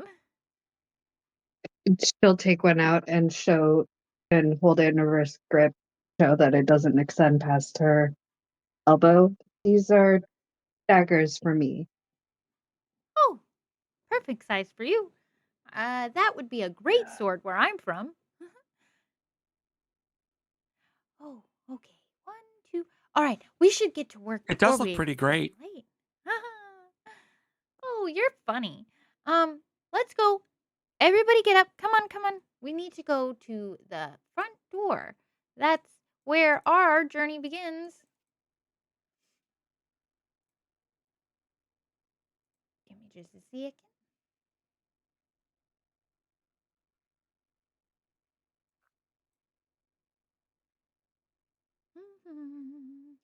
The main doors are on this side, and she goes and flutters up them. All right, everybody, gather round. All right, so to leave this place, the only real way you can leave these places is with one of those little name slippies. Those are the only way out the door. If you try to leave without one of the slippies, some weird shit happens. Like you pop up into Chance's lap or something. So maybe ask for his consent before you do that. I don't know. If you want to be funny, you could try to. Um. Anyway, uh, but if you have one of those slips, really all you got to do is just walk out of the door with a slip, and it should just take you right to where you got to go. We're gonna go together because you guys have reaps in different places, but we're gonna work as a team. Um, is everyone all right with that? I'm doing my best. You guys are the first people I've ever trained. I don't think anyone's ever trusted me to do it till That's okay. As far as I know, you're the first person that's ever trained me. now. You're funny. You're setting the bar. You're setting the bar. So anyone else who tries to train after us will have to be judged to you. So Oh. Oh, that's a lot of pressure, isn't it? Huh. Interesting. Anyway, I'm just gonna try my best. So you go out the door with your slips, and we're gonna go out to the religious ones first. Those ones are always fun. They always seem to be fighting something. And I love battles. You get kind of bored doing this after a while. So sometimes the fun deaths are real fun. Come on. And she takes hold of Rio, if you'll let her. She's like, I need your arm. We got to go together. Everybody, Okay.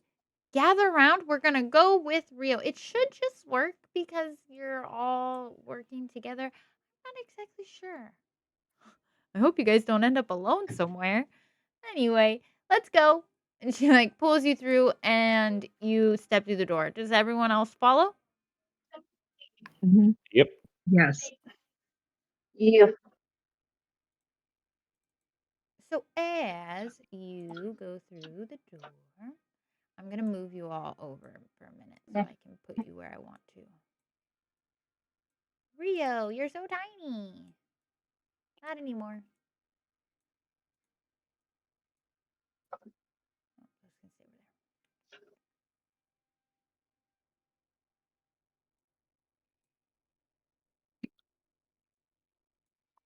there. And you find yourselves standing in a very, not super dense, but kind of tough to walk through forest area. And before you, taking place,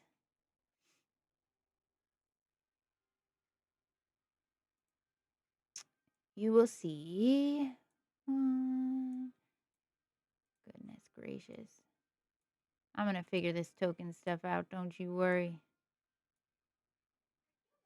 I sent you a thing. I Yeah, think it's the way your maps are scaled, so we'll get it sorted. there's that. You see those guys, and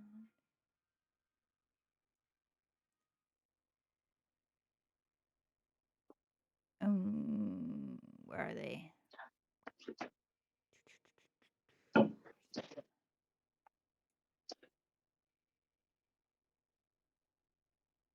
Sorry, I can't find. There it is. Ba-da-ba-da-ba. Oh, it's putting them in there that small because of the way that I see what you mean, Abel. Yeah. In front of you guys, when you pop up, you see a fight taking place. You will notice that none of these people, despite being in a fight amongst themselves, notice you, including the bad guys. And this fight's taking place, and Connie just flies kind of all around you. Ooh, yay, look, it's a fun one, guys. They're fighting. Oh, those things are nasty. What are those? I hate the undead. Nobody should be messing with dead things. Ooh, I hope no one Isn't turned that my body us? into one of those. What? Isn't that us? Oh, yeah, I guess. No, well, kind of. We really only mess with souls. Really, we kind of just.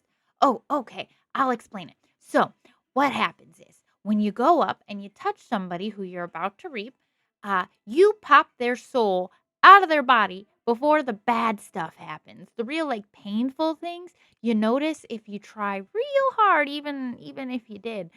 You would never know how it felt when you died. Like you didn't feel any pain. Um, you didn't like you don't feel any now. And we think that the biggest reason is because you get popped out of your body before you die. Which, by the way, you guys should get over there. Who's got the fighty guys? You. And she flies up to Rio. Wasn't one of yours the fighty guy? I I believe feel his like name was Owen, ah according to oh this slip. one of two. Oh, a follower of Bane. That guy really sucks. I don't know why anybody would follow him.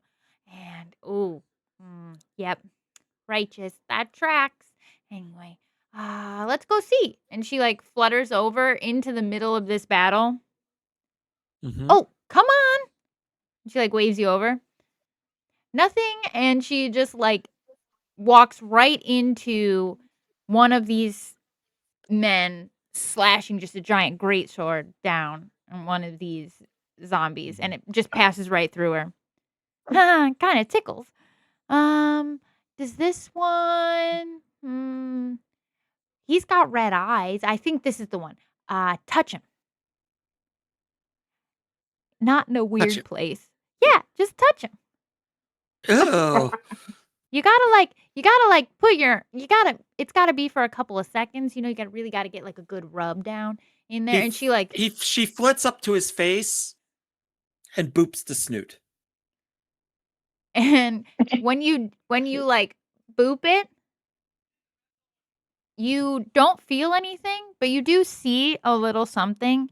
You see this sort Mhm. of like mist, a light dust almost, or a soft mist, just the slightest of smoke come out of him and into your hand. Mhm. Looks like you got it. Good. Hey, over there. I think these other guys are gonna die. Anybody else got a fighty dude? I Me? may. I got Oh, hold Reynald. on. I don't know if She like a flies cleric over. of Bane. Let's see. Oh, Cleric of Bane. Yeah. Let's see. And she like flies over and she starts looking at the men. Look, that one. He just made that zombie glow. Don't clerics do that? Make shit glow with what is it called? And she like smacks her head for a minute. Magic.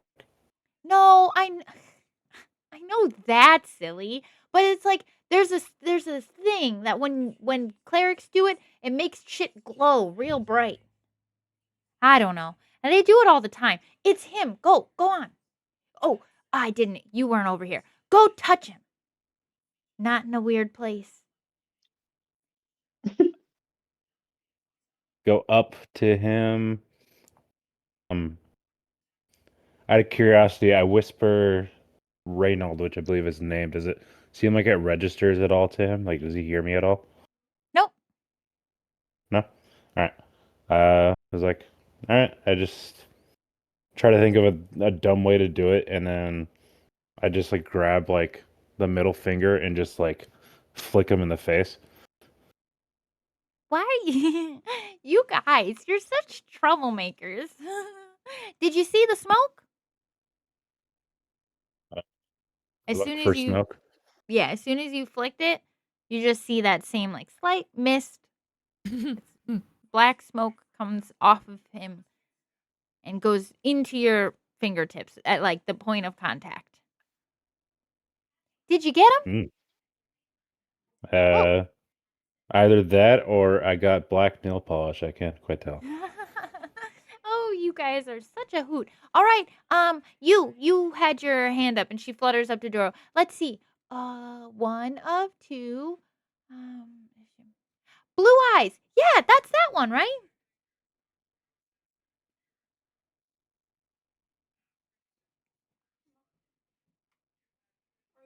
And Duru will kind of feel have listened, and she'll just rest a hand on the guy's shoulder for seconds and then take it away.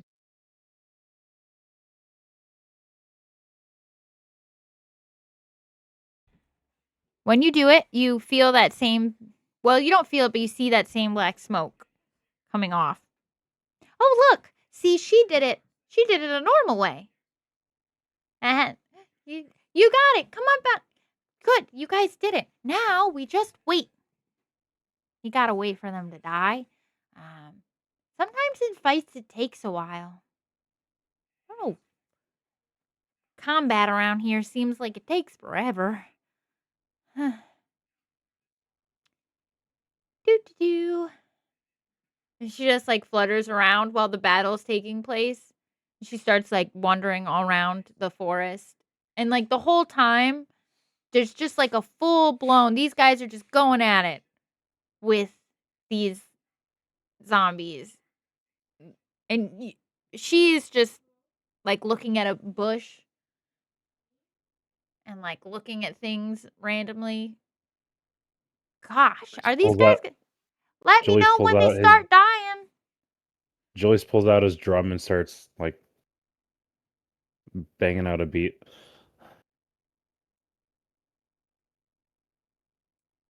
So I'm just going to put these little red tags. But eventually they do start to just slowly one on one die. And the battle ensues. It takes about 15 minutes.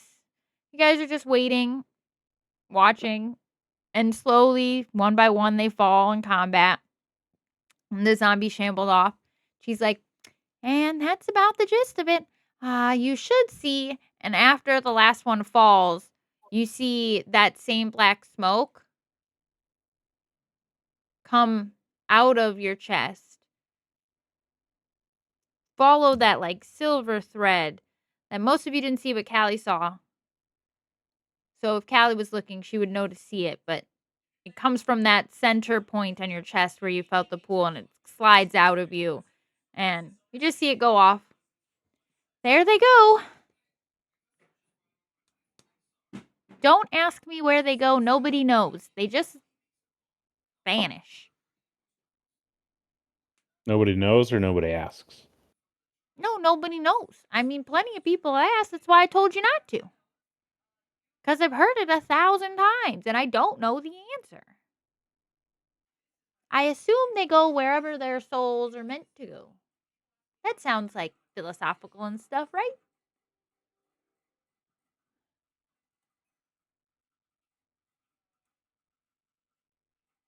Anyway, we should get going. You guys did good. That's basically the gist of the job. You just kind of show up, make sure you get the soul, and hope you get them before they die. Because if you don't, sometimes they come out a little wonky. But other than that, that's all you got to do. Oh, I'll show you how to get home once we're done with the other reefs. Who do we got left? There's like 2 of you, right? She like flutters up to Alizara, who's waving. What's yours say? Oh, you guys. Ooh, this should be fun. I wonder how these folks are going to die. This is my favorite part. I like to play this game called 1,000 Ways to Die, where I try to figure out how this person's going to die. What do you think it'll be this time? My favorite so far Food has been poisoning? food poisoning. Oh, that's a hell of a way to go. Hopefully the food was at least good before you threw it all back up. My favorite so far has been spontaneous combustion. Wild. I didn't actually know that could happen. But it did. My sister was here. I would say alcohol poisoning. Huh? Oh, I've seen plenty of those. It's yeah, that's a pretty common one. Okay, we should get going. Hey. Uh you. You, what's your name? And she like flutters up to Callie. I'm Callie. Hi. You haven't done one yet. Can I hold on to your arm so we can go to where we gotta go? Okay. Okay, thanks. And she like gets close to your ear. They tell me it's important to ask. Sometimes I'm a little pushy, but my light keeper says I can be a lot. Do you pull on your heart thread and launch yourself towards him? Sometimes. Okay. I like to play pranks on all of my fellow Reapers. We have just the most fun. We get bored. It can get tedious after a while.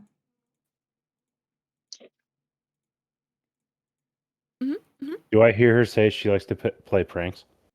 Yeah. Can I Oh, attempt she's to just can I attempt loud. to cast a can I attempt to cast a spell on her then? Sure. So I guess anyone who happens to notice Julian like in the background hear this, he like puts his drum back like on his belt and pretends to like shoot an arrow with like a invisible bow, and he's gonna cast Elf Shot at her.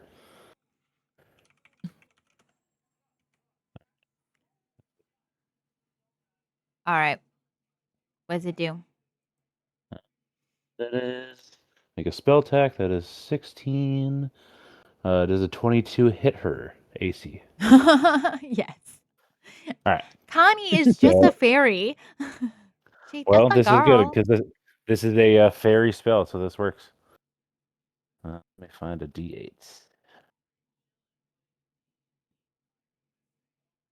So as she's holding on to Callie, she almost feels like a um. That is D8. Okay, so she feels a almost like a little pixie-sized arrow, almost like hit her, and she gets pushed in a random direction. 8. So I guess if we're going off the map, um, I guess she'll go. I guess I'm going in terms of like a clock. So I guess she's gonna go 5 feet in that direction, like basically pushed away from Callie, and then her speed is 0 for like 6 seconds.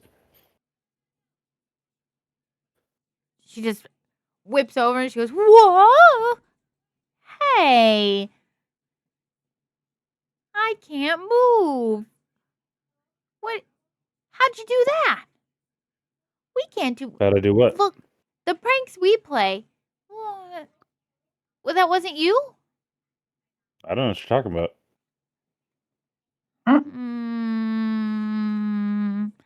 She looks at you. Make a deception check. Deception roll. And she's just like studying you. She goes,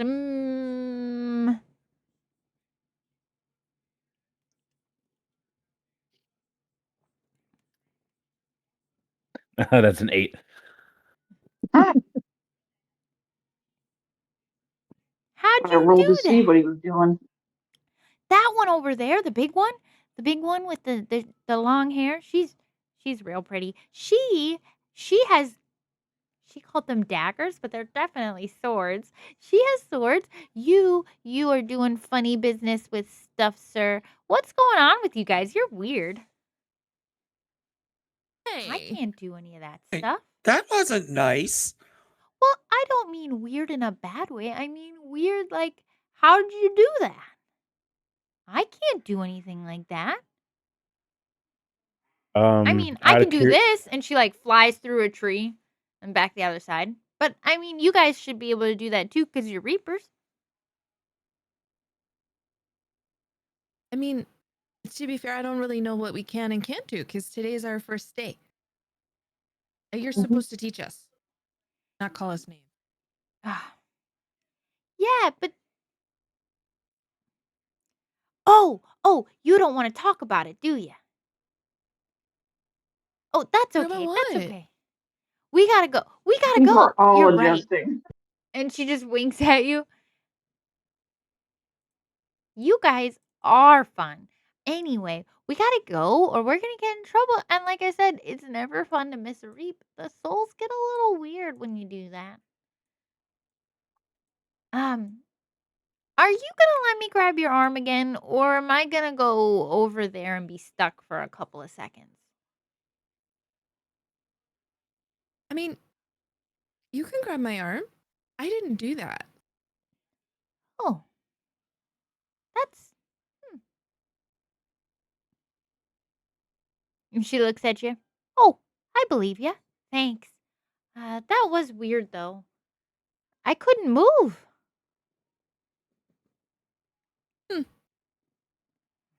I don't know We what that should was. we should go. I think these woods are haunted. Maybe there's another ghost around. We're not ghosts. That's what they tell me anyways. All right, let's go. And she like starts tugging on your arm. Do you need your slip? Oh, you have to be holding your slip in your hand, and then Oh. that makes you go. Oh. She pulls it out of her pocket. Pulls it up. Do I have to like What- think about it or something? Callie, you No. got to give it a little flourish. Oh, okay. Wave it in the It's air just like you just don't care. It's not working. I don't get it. Suddenly, you guys are standing near the edge of a cliff. Oh, great. Whoa. Okay. Okay. Wait. Can I die if I fall off this cliff? No, We're already find dead. out. Already dead.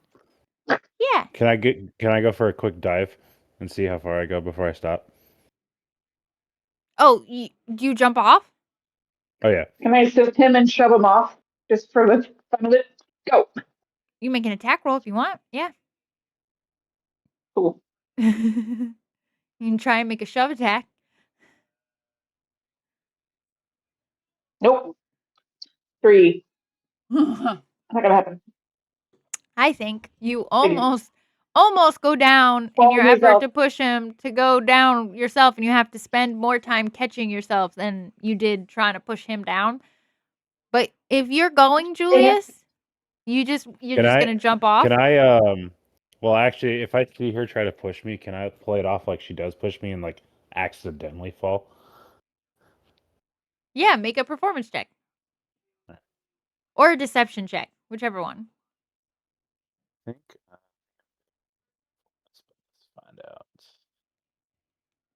out. Equally proficient, so we are going for performance. Yeah, natural 20 for 26. Of course he is.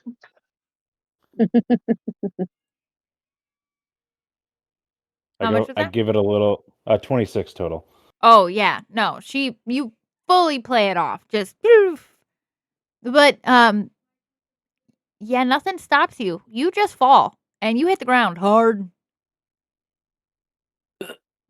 You guys You all dead? at the top of the cliff hear a very audible thud from his body hitting the ground. I'll peer over. Is he dead? Doodle I guess will look over and just shake her head. Can I cast minor illusion Sure. to make it seem like I'm even more dead than I already am? Yeah, so when you hit the ground, you feel it, but it's like you ever jump in a leaf pile that's just a little too thin? It's not hard, but like you definitely should have added another layer of leaves before you jumped in there. That's what it feels like. It doesn't hurt you too bad, but you definitely have that like sting feeling, and you're just laying on the ground. And so you cast minor illusion over. Does that if they Is he? you have to make a deception check for that, or I do they make a check believe to see if they can see it through that? yeah, Is he wearing a cape by chance? you can make a study action against my spell save to see if it's an illusion or not. Yeah, if anybody wants to do that, what's your spell save? 14. Oh, 'Cause Lord. as far What as if action? you, it's just a save. So I believe it'd be a roll plus your what kind of save is it? It's the study action. I imagine it'd be the same as a. Let's pull up action. Let's see here. I'm not sure what that would classify as. It's an int check. Insight? I'm sorry? Intelligence? Or intelligence? I think it's just Oh, an intelligence. intelligence save. Yeah. There you go. I know it's like Oh, something what's along the those save? lines. Intelligence save. to see if you look down there and see him or if you see a very broken version of him. Do you I add got a sound 15. effects, Julius? I got a seven. Yeah, I think it was probably like a little comical thud, and then I think at first, like if he was alive, he'd probably play it like a little more gruesome. But since we all did just recently die, he probably checks a little bit, so it's probably not something too outrageous. So maybe just like a head cocked to one side a little bit with maybe like the neck bent a little weird, and then probably some blood streaming down his cheek. So, Elzar, you saw through it. What'd you get, Panda? I got a 7. Oh, Panda That was sees. seven. She's like opposite of me. Yeah. Callie, did you look? Does he have a cape on? I do not have a cape on. No, Callie is kind of freaking out. She's like, I can't look. You guys, is he okay? Is he? He's fine. She's kind of peeking through her hands. He's faking it. What? And then she looks He's over. he's pretending like he actually died. Julius, that's not funny. I wait a few seconds and then get up. She pushed me. It's on her. I didn't push you very hard. You went with it. What you talking about? Connie is Ugh. thoroughly excited. You guys are so funny. That's great. Oh. It's always fun to see what new Reapers will throw themselves off of. Yeah. How did that feel? I knew you were safe the whole time. I'm sure you did. It felt all right. I think it was it could have been a better push. I think a solid 6 on the landing, and then maybe since I did get a couple people, I'm going to call it a 7 on the selling. So room for improvement. But You can work on your swan dive next. Mine is very good, if I do say so myself. Anyways, you should try to figure out how you're gonna get back up here because we gotta do stuff. People have to reap. You already reaped, so it's not that big a deal. Who's left? Oh, this one who didn't do that weird stuff to me earlier. Who else?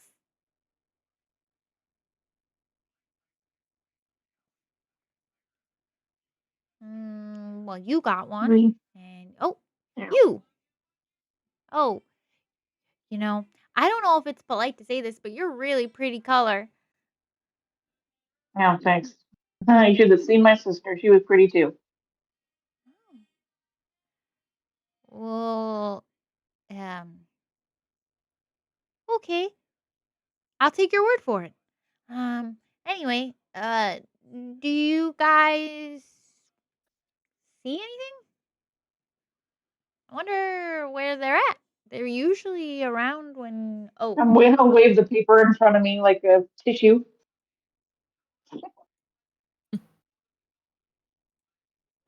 So coming down the road is just a horse with the gear it was at some point attached to a wagon, but it's no longer attached to said wagon, and it's just barreling down the road by itself. And after a few seconds, you see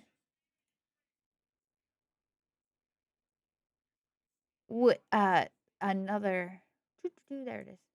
You see a cart rolling down the road with no horse attached to it, and it's just barreling down the road at top speed, coming right at you guys who are standing directly next to a large cliff. And Connie looks over. Oh, you gotta go quick, hun. They're coming fast. So what I usually do for ones like this is I just line myself up with the target and get in there. You want me to stand Um, in front of the cart? Yeah, you should stand in front of the car, and then when it's about to hit you, you just think real hard, "It's not gonna hit me," and you'll go through it. You Oh, can do it, it's okay. fine. Oh, okay. Okay, Just I don't know think if I can just do this. when it comes to hit you, when it's about to hit you, just think, "I wanna be inside that wagon." You can do it. Right. Hurry up. Come on. And she like starts pushing you so you're lined up with the wagon. And now the wagon is like coming this direction. Oh, hey, you gotta come with us too, pretty lady. Come on. And she's like pulling Elizara along. The rest of you, I mean, I think it'll get a little cramped in there if we all try to go in, but you can try and squeeze in too. But these guys gotta get on it. And she's like pushing you. All right, remember what I said. Remember, just when it's about to hit us, think real hard. I want to be inside that wagon. You can do it. And you guys, Rio's just gonna be flying overhead, like just kind of watching it from above. so the wagon is barreling towards Callie and Alizara. Do you guys freak out? Do you think what she said? What do you guys do? Do you stand there? I'm not freaking out. I'm just gonna be ready positioned to do needed to be done as soon as I can. Uh, Callie is also she's doing both, right? Like she is freaking out, but she's also bracing herself. Like every muscle in her body kind of tenses up as she considers this wagon barreling towards her. But she's got her eyes closed. She's kind of like biting her lip, and she's like, "Okay, I want to be inside the wagon. I want to be inside the wagon. I want to be inside the wagon. I want to be inside the wagon. Please don't kill me. I want to be inside the wagon." So as it comes at you and it hits you, I want you both to go ahead and make a con save for me. Great. Of course. 13. 9. So, Callie, you brace yourself, you work real hard at it, and you don't feel anything for a second. But then you hear a high pitched and a lower pitched, almost like a man's voice, clearly a man's voice, screaming. And you open your eyes and find yourself inside the wagon as it's barreling, and now it's just about to hit the cliff. What should I do? Alizara, you think real hard. You're not panicking. You're bracing yourself, but you don't pass through it. You don't end up inside of it. You it passes through you, Yep. and then you're just standing on the other side of it. And Callie's on the inside. Connie looks at Uh-huh. Callie and goes, "Oh, we missed one." And she like turns around and flies back through the wall. "Hey, jump down here. You got to get in. Come on." Zara will be like, son of a bitch, my sister had this so much easier, and she would jump. Make a deck save for me. God, please be better.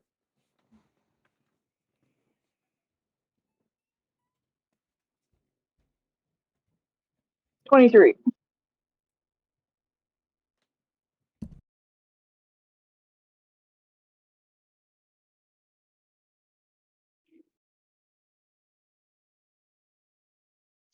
Give me 1 second. I'm moving some stuff around so I can make people appear. You guys are going to go over here for just a second. Oh. Just throw everybody off the cliff. It's fine. Yeah, of course. Hey, I'll survive. Ish. Okay, so Alizara, you jump off with your jump. You leap in and you hit the side of the thing and you land inside the cart. You kind of thud onto the back end of the cart because it's now falling down this cliff. Inside with you guys, you see two people absolutely freaking out. I mean, as they should be. They are falling down a cliff inside of a wagon.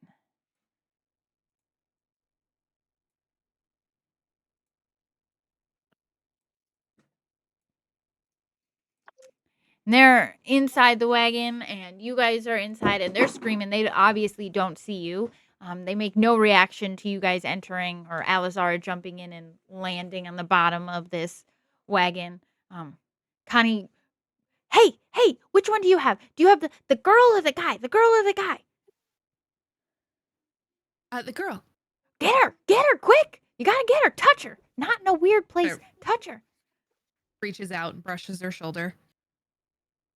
You see, now you've seen the others reaped so far, so you've been watching and you've seen that smoke, but now you see it come to your own hand from when you brushed his shoulders for the first time. You don't feel anything though. Well, come on, girl. And she like elbows you, Elzara. You gotta get yours. There's only one other person in the wagon. I'm gonna reach forward and touch his peck. You picked a weird spot. Then she feels you see the smoke go through your hand. And you guys don't feel anything, but you know it happens. The wagon hits the bottom of the cliff and just comes apart, shatters. And the two people inside are casualties. It's about a 30-40 foot cliff, so it's a big one. And they're just laying there. And you guys are also just...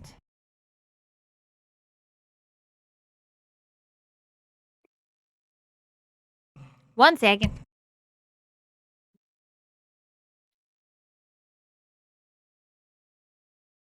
Please hold for this brief intermission. We'll be back after these messages.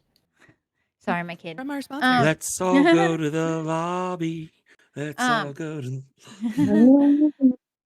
And so you guys, Callie and Elizara, and you guys find yourselves laying on the bottom of this shrapnel pile from the wreckage. And Connie is fluttering around. Oh, you guys should really learn how to fly. They should give you all wings. That sucked. Ooh. Oh.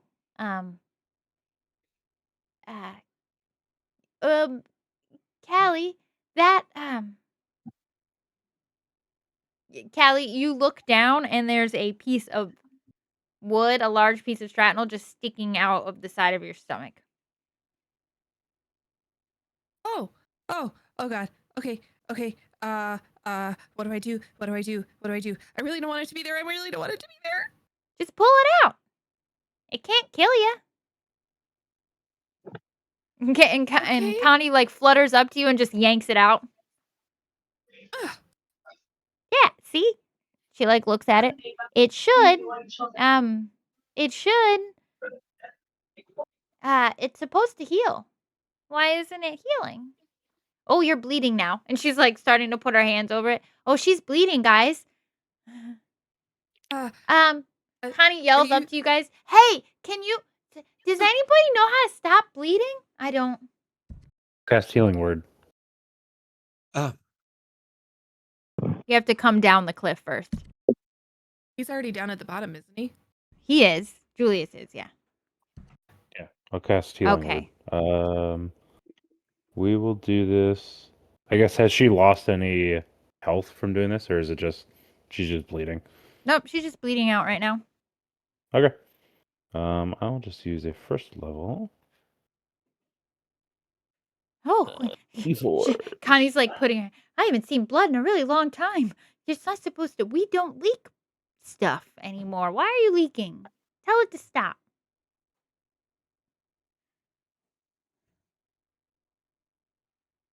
She heals for 10 points, but I imagine her wound starts to close up nice. Oh. Now that was a fancy trick. Ooh. She looks at her hands. That's unpleasant. She like goes down to the snow and starts wiping her hands with snow to get the blood off. What? Ugh. Why didn't she Thank- heal? That was weird. Normally you just take it out and the hole goes away. Maybe you should avoid pointy things. I think reaping just got a whole lot more dangerous, Oh. Connie. What? Hold on a second. And she like grabs can I borrow your sword for a minute? Hooded lady? Tudu will kind of will attempt to hand her a dagger. It might be heavy. Okay. Well, really, just hold it like that. And she like rubs her hand on it and like cuts her hand. And when she takes her hand away, it's not. Oh, can you do that healing thing to me now? Wait, that's never happened before. Oh. I got you. I got you. Oh. And Rio flies over and will cast Cure Wounds, first level. Oh. We need to go back. This is not good.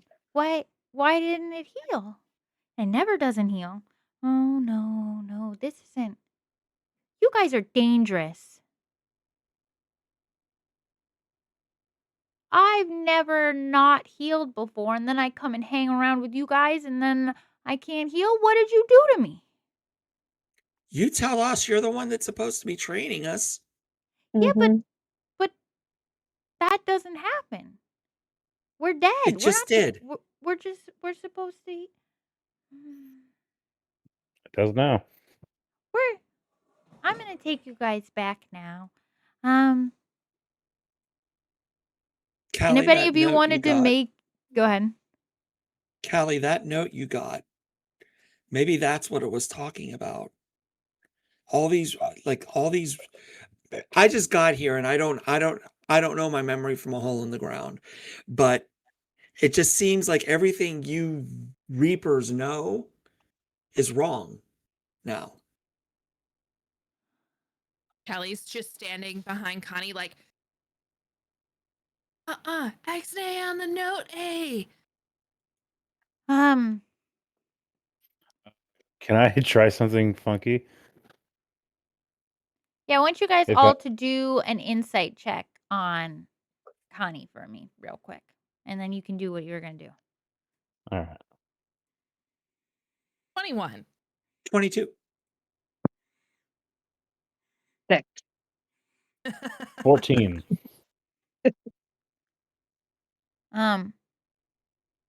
So Rio and Callie and Julius all notice that Connie is looking at you as if you are all not monstrous, but slightly monstrous. A little scary. And a little dangerous. Her jovial nature is a little tempered at the moment. And she was not lying when she said this doesn't happen. But she thinks it's something one of you did to her. I think we should go back to the library now. Be able to try something before she talks. I don't know if you'll allow it. Yeah, go ahead. So bards have access to a spell called Gift of Gab, where basically you can take back something that you personally said. Would you allow me to try it to try and take back something someone else said? What are you trying to take back? Basically, like try to like reset. Like she never heard Rio say that. Like basically, Rio never said anything. Right. Her reaction is not from what Rio said so much as it's from the fact that Callie got hurt and then she hurt herself, but that should have healed. And she thinks you did that to her. She Got almost it. wasn't Understood. paying any attention to what Rio said. Got it. Okay. It's you guys. She fully thinks that one of you did something to her. We should go back to the library now.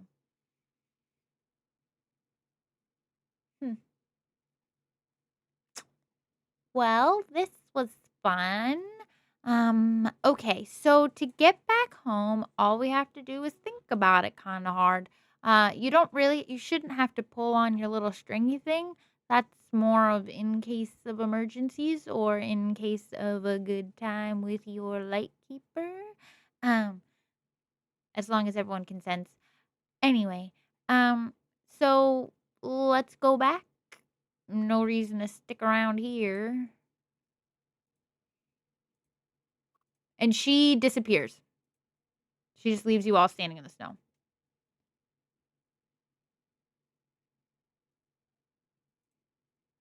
I try to think about going home. Rio disappears. Duru will try and picture her bedroom and wish that she could be back in the bed. I'm going to move you over here so that I don't have to do this again. Doro disappears.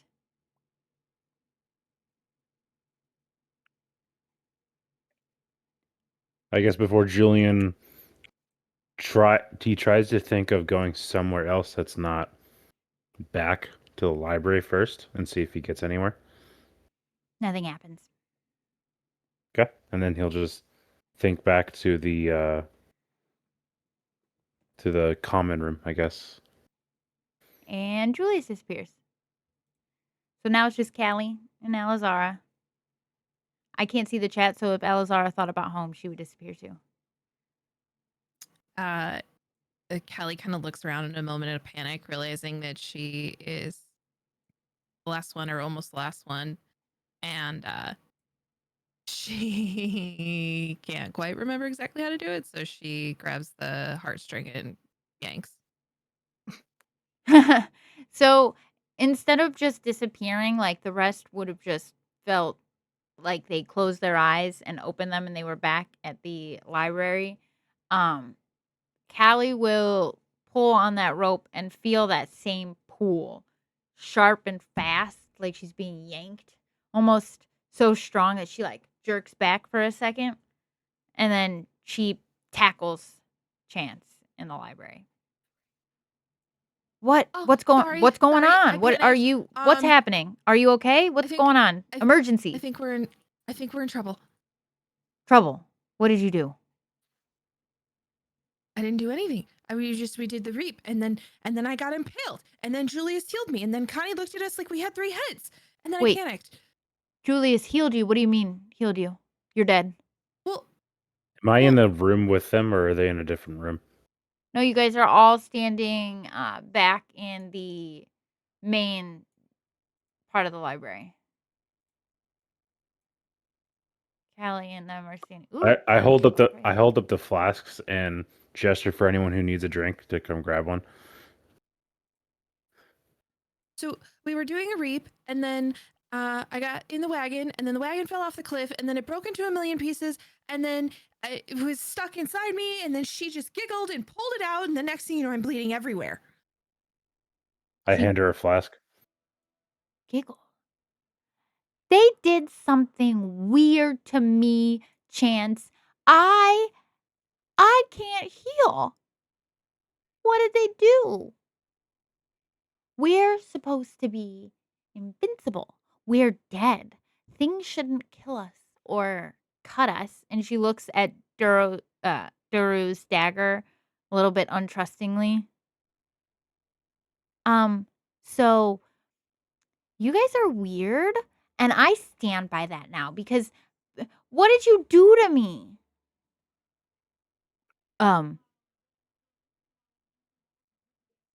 So you wait, hold on. You went on this reap and you got impaled. And you didn't heal is what I'm gathering, Kelly? Damn. No, I was bleeding. Bleeding. And Meds. yes. Must take antibiotic. Heal. Got you, boo. Wait. So it affected you too then, Connie? Yeah. Is it because I touched our blood She got her people juices all over me, Chance. And now I can't heal. I'm going to blame the blood. I'm going home now. And she closes her eyes real tight and disappears. Can I throw a flask at her before she leaves? See if she catches it. Sure. Make a dexterity check. Just a dexterity roll. See if you can get it over to her fast enough.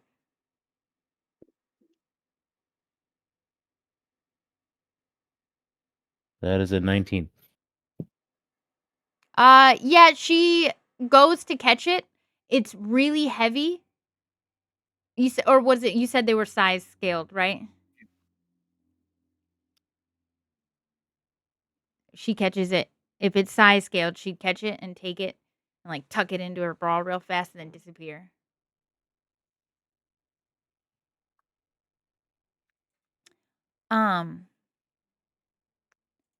Chance just looks at all of you.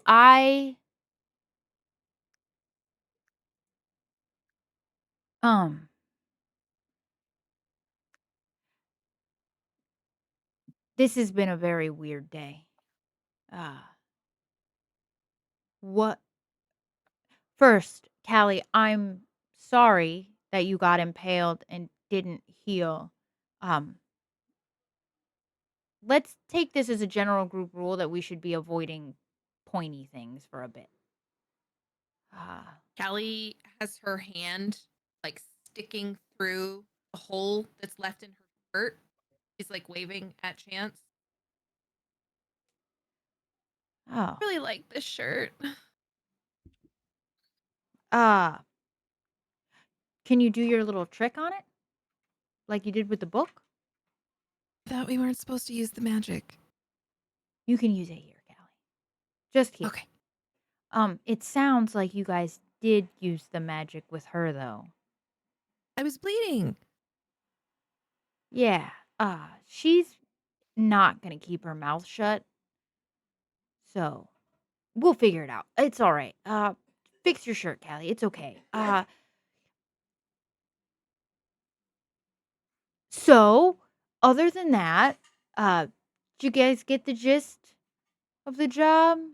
Reaping? Not too hard. Other than now you got to avoid getting impaled.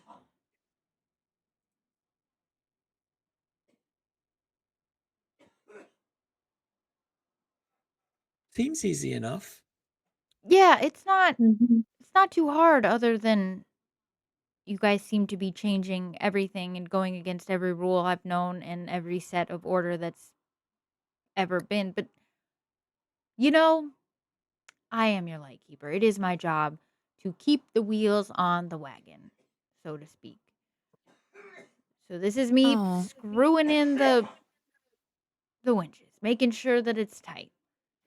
Can we not talk about wagons? Oh, did something happen with a wagon? I don't. Yeah. That's how I got impaled. Oh, you'll have to tell me. You know that Connie plays this game called 1,000 Ways to Die. It's actually really fun. That wagon. What? How did that? You know what? Not the time, Chance. I really got to time these things. I can tell that was traumatic for you. I'm sorry. We'll figure this out.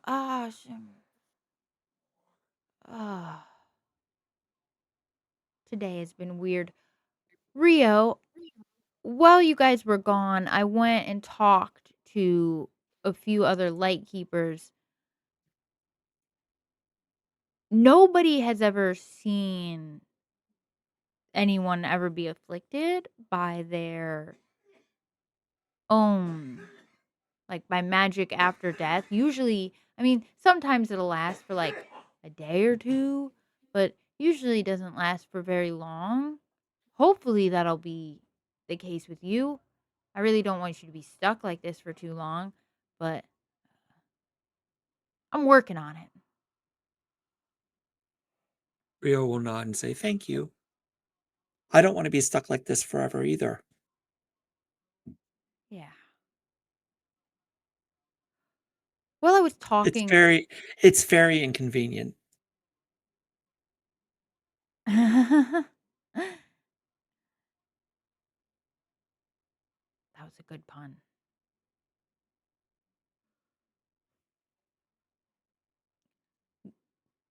Lightkeepers talk.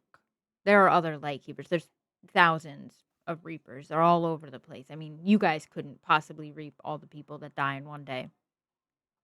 So there's a bunch of us, and we talk. Callie, your note didn't lie. A lot of other people have noticed changes, things being more dangerous, people getting impaled and not being able to heal, people being affected by memory loss after death. Something's happening. We're just not quite sure what.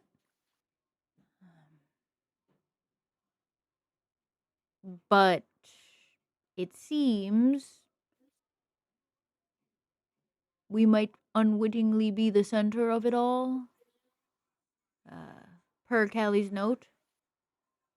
So maybe we already kind of screwed the pooch on not letting anyone know about the magic stuff, but I think we should probably not tell anybody about your note, or any deals we've made or anything. Uh, I think we might be in a little bit of danger, which is weird. I'm going to do my best to help you guys, though. So,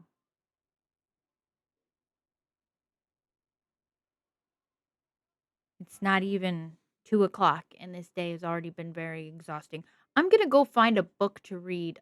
If you all, I don't know, want to do stuff around the library, feel free.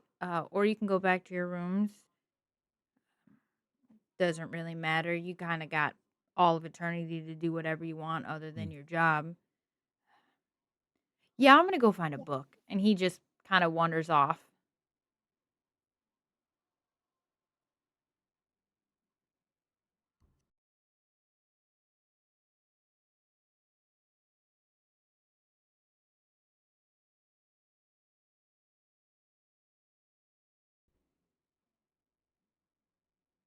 Is there anything you guys want to do? Do you guys want to talk to anybody or explore on the library or do anything?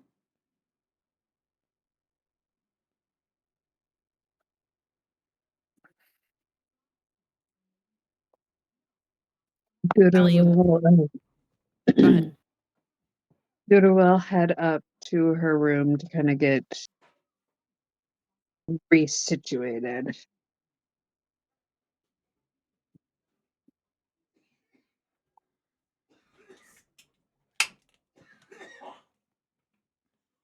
She going back to cleaning her daggers? Mm-hmm. Of course, Alazara. There are so many books in the library. It's almost, your brain almost can't comprehend how they all manage to fit in here. But you find so many adventure books. Go ahead and roll, if you could, for me.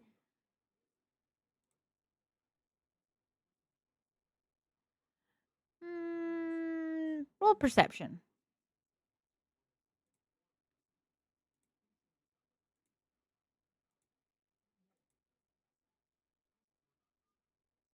I didn't see what it was. I know you're posting in the chat, so I'm keeping an eye out for the notification.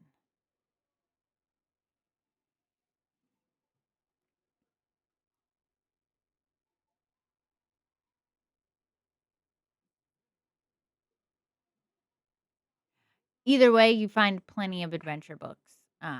It's just a matter of what kind of adventure book you find. What's everyone else doing? Duro's sharpening her knives. Elizara is finding a good book. Plenty of comfy chairs around to read it.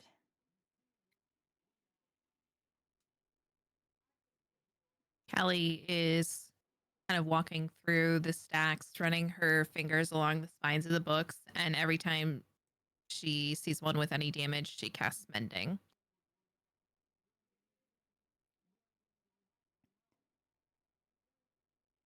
Going through, there's a lot of books here that need mending, you notice. And say every about 5 or 6 books, you notice just another one that you feel like needs the mending, and you're going through, and you pull out one after a while. You've probably been doing it for an hour or two. And this one stands out to you because when you touch it, you get a feeling like you should hold on to this book. You don't know why. You don't know the story of it. But when you look at it and try to read it, it is incomprehensible. It's in a language you don't understand. But you have the overwhelming urge to take it with you. Mhm. Are you going to take it or are you going to leave it? I absolutely take it with me. As you kind of tuck it off, like up under your arm to take it with you, you get the sense of someone almost like patting you on the shoulder. Like that was the right choice. Rio, Julius, what are one of you doing? Rio is looking for whichever she can find first. A book about Lathander or a book about baking. Go ahead. I think you find both. I think after a while, I was going to have you roll, but I think honestly you find both because this library is so extensive. There's definitely a whole section just dedicated to the pantheon of just every god that you could think of in your known pantheon, in pantheons that you've never even heard of, gods that just don't make any sense. And like Callie's book, some of these books are in languages that you just simply cannot understand. But you do find one on Lathander. Fairly easy. The Morning Lord is a very popular god. I'll let you take that with you.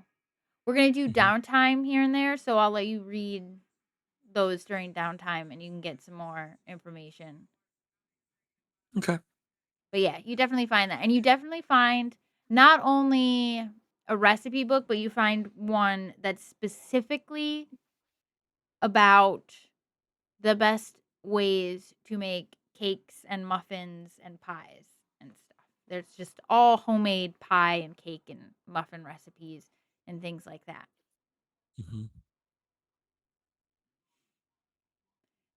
And while you're looking through, some Raya pops her head around the corner. Oh, do you want a kitchen?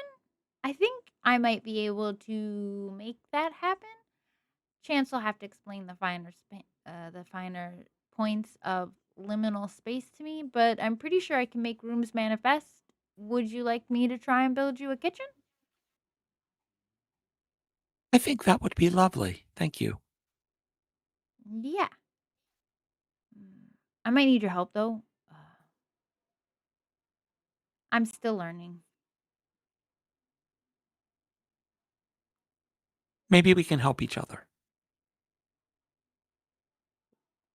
You know, I've been doing this for a little bit, and you're like the first person who's ever offered to actually help me with stuff. Most of the time, people just say, hey, do our laundry and make sure the table's clean.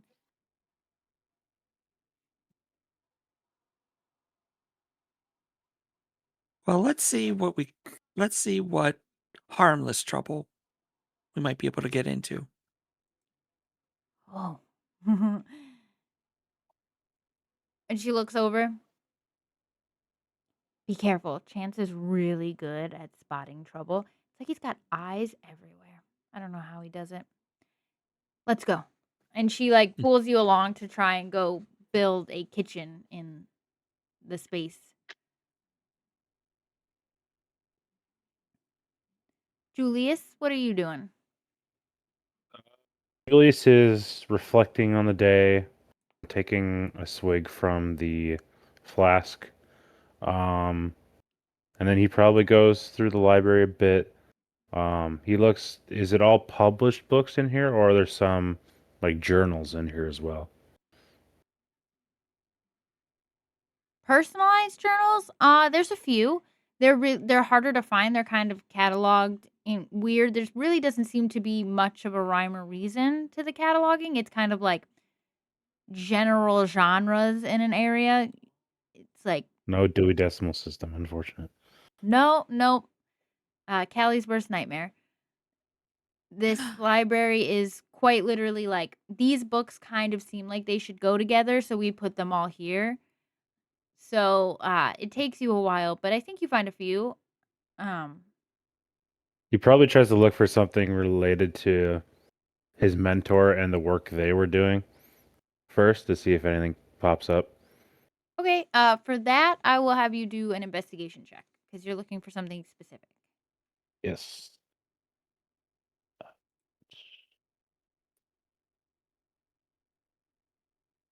Two.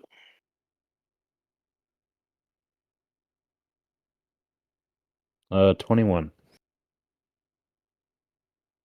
I think it takes you a while, probably about 45 minutes of looking, and you're just going through and kind of almost right before you kind of give up for the day and think, maybe I'll do this tomorrow, you stumble upon a journal.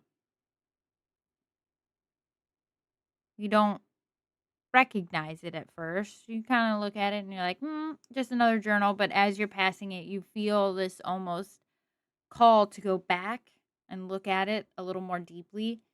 And when you pick it up and start flipping through the pages, it's not your mentor's journal, but it is another person in the temple's journal. Someone who wasn't super close to you guys, but had witnessed a few things. So as you're reading it, you can get a little more information, maybe a different perspective of the relationship that you had. Okay.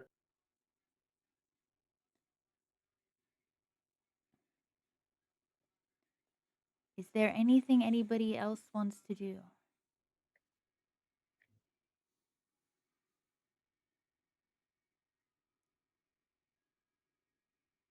I think for now, that's a really good stopping point. Everybody's done a lot. Things are changing. But I think each one of you kind of settles in for the day, for your downtime, and is kind of doing what each one of you is doing. You do get that sense that, like, something is changing drastically. And it's happening so quickly that the people around you who are generally meant to be here to guide you are also in the thick of it. They have no idea what's going on either. And you kinds of all are coming to the realization that you might have to rely a little more on yourself than you would have thought in death. Because so far your guides have not been helpful, not out of malice, but because at the moment they are just as confused as all of you.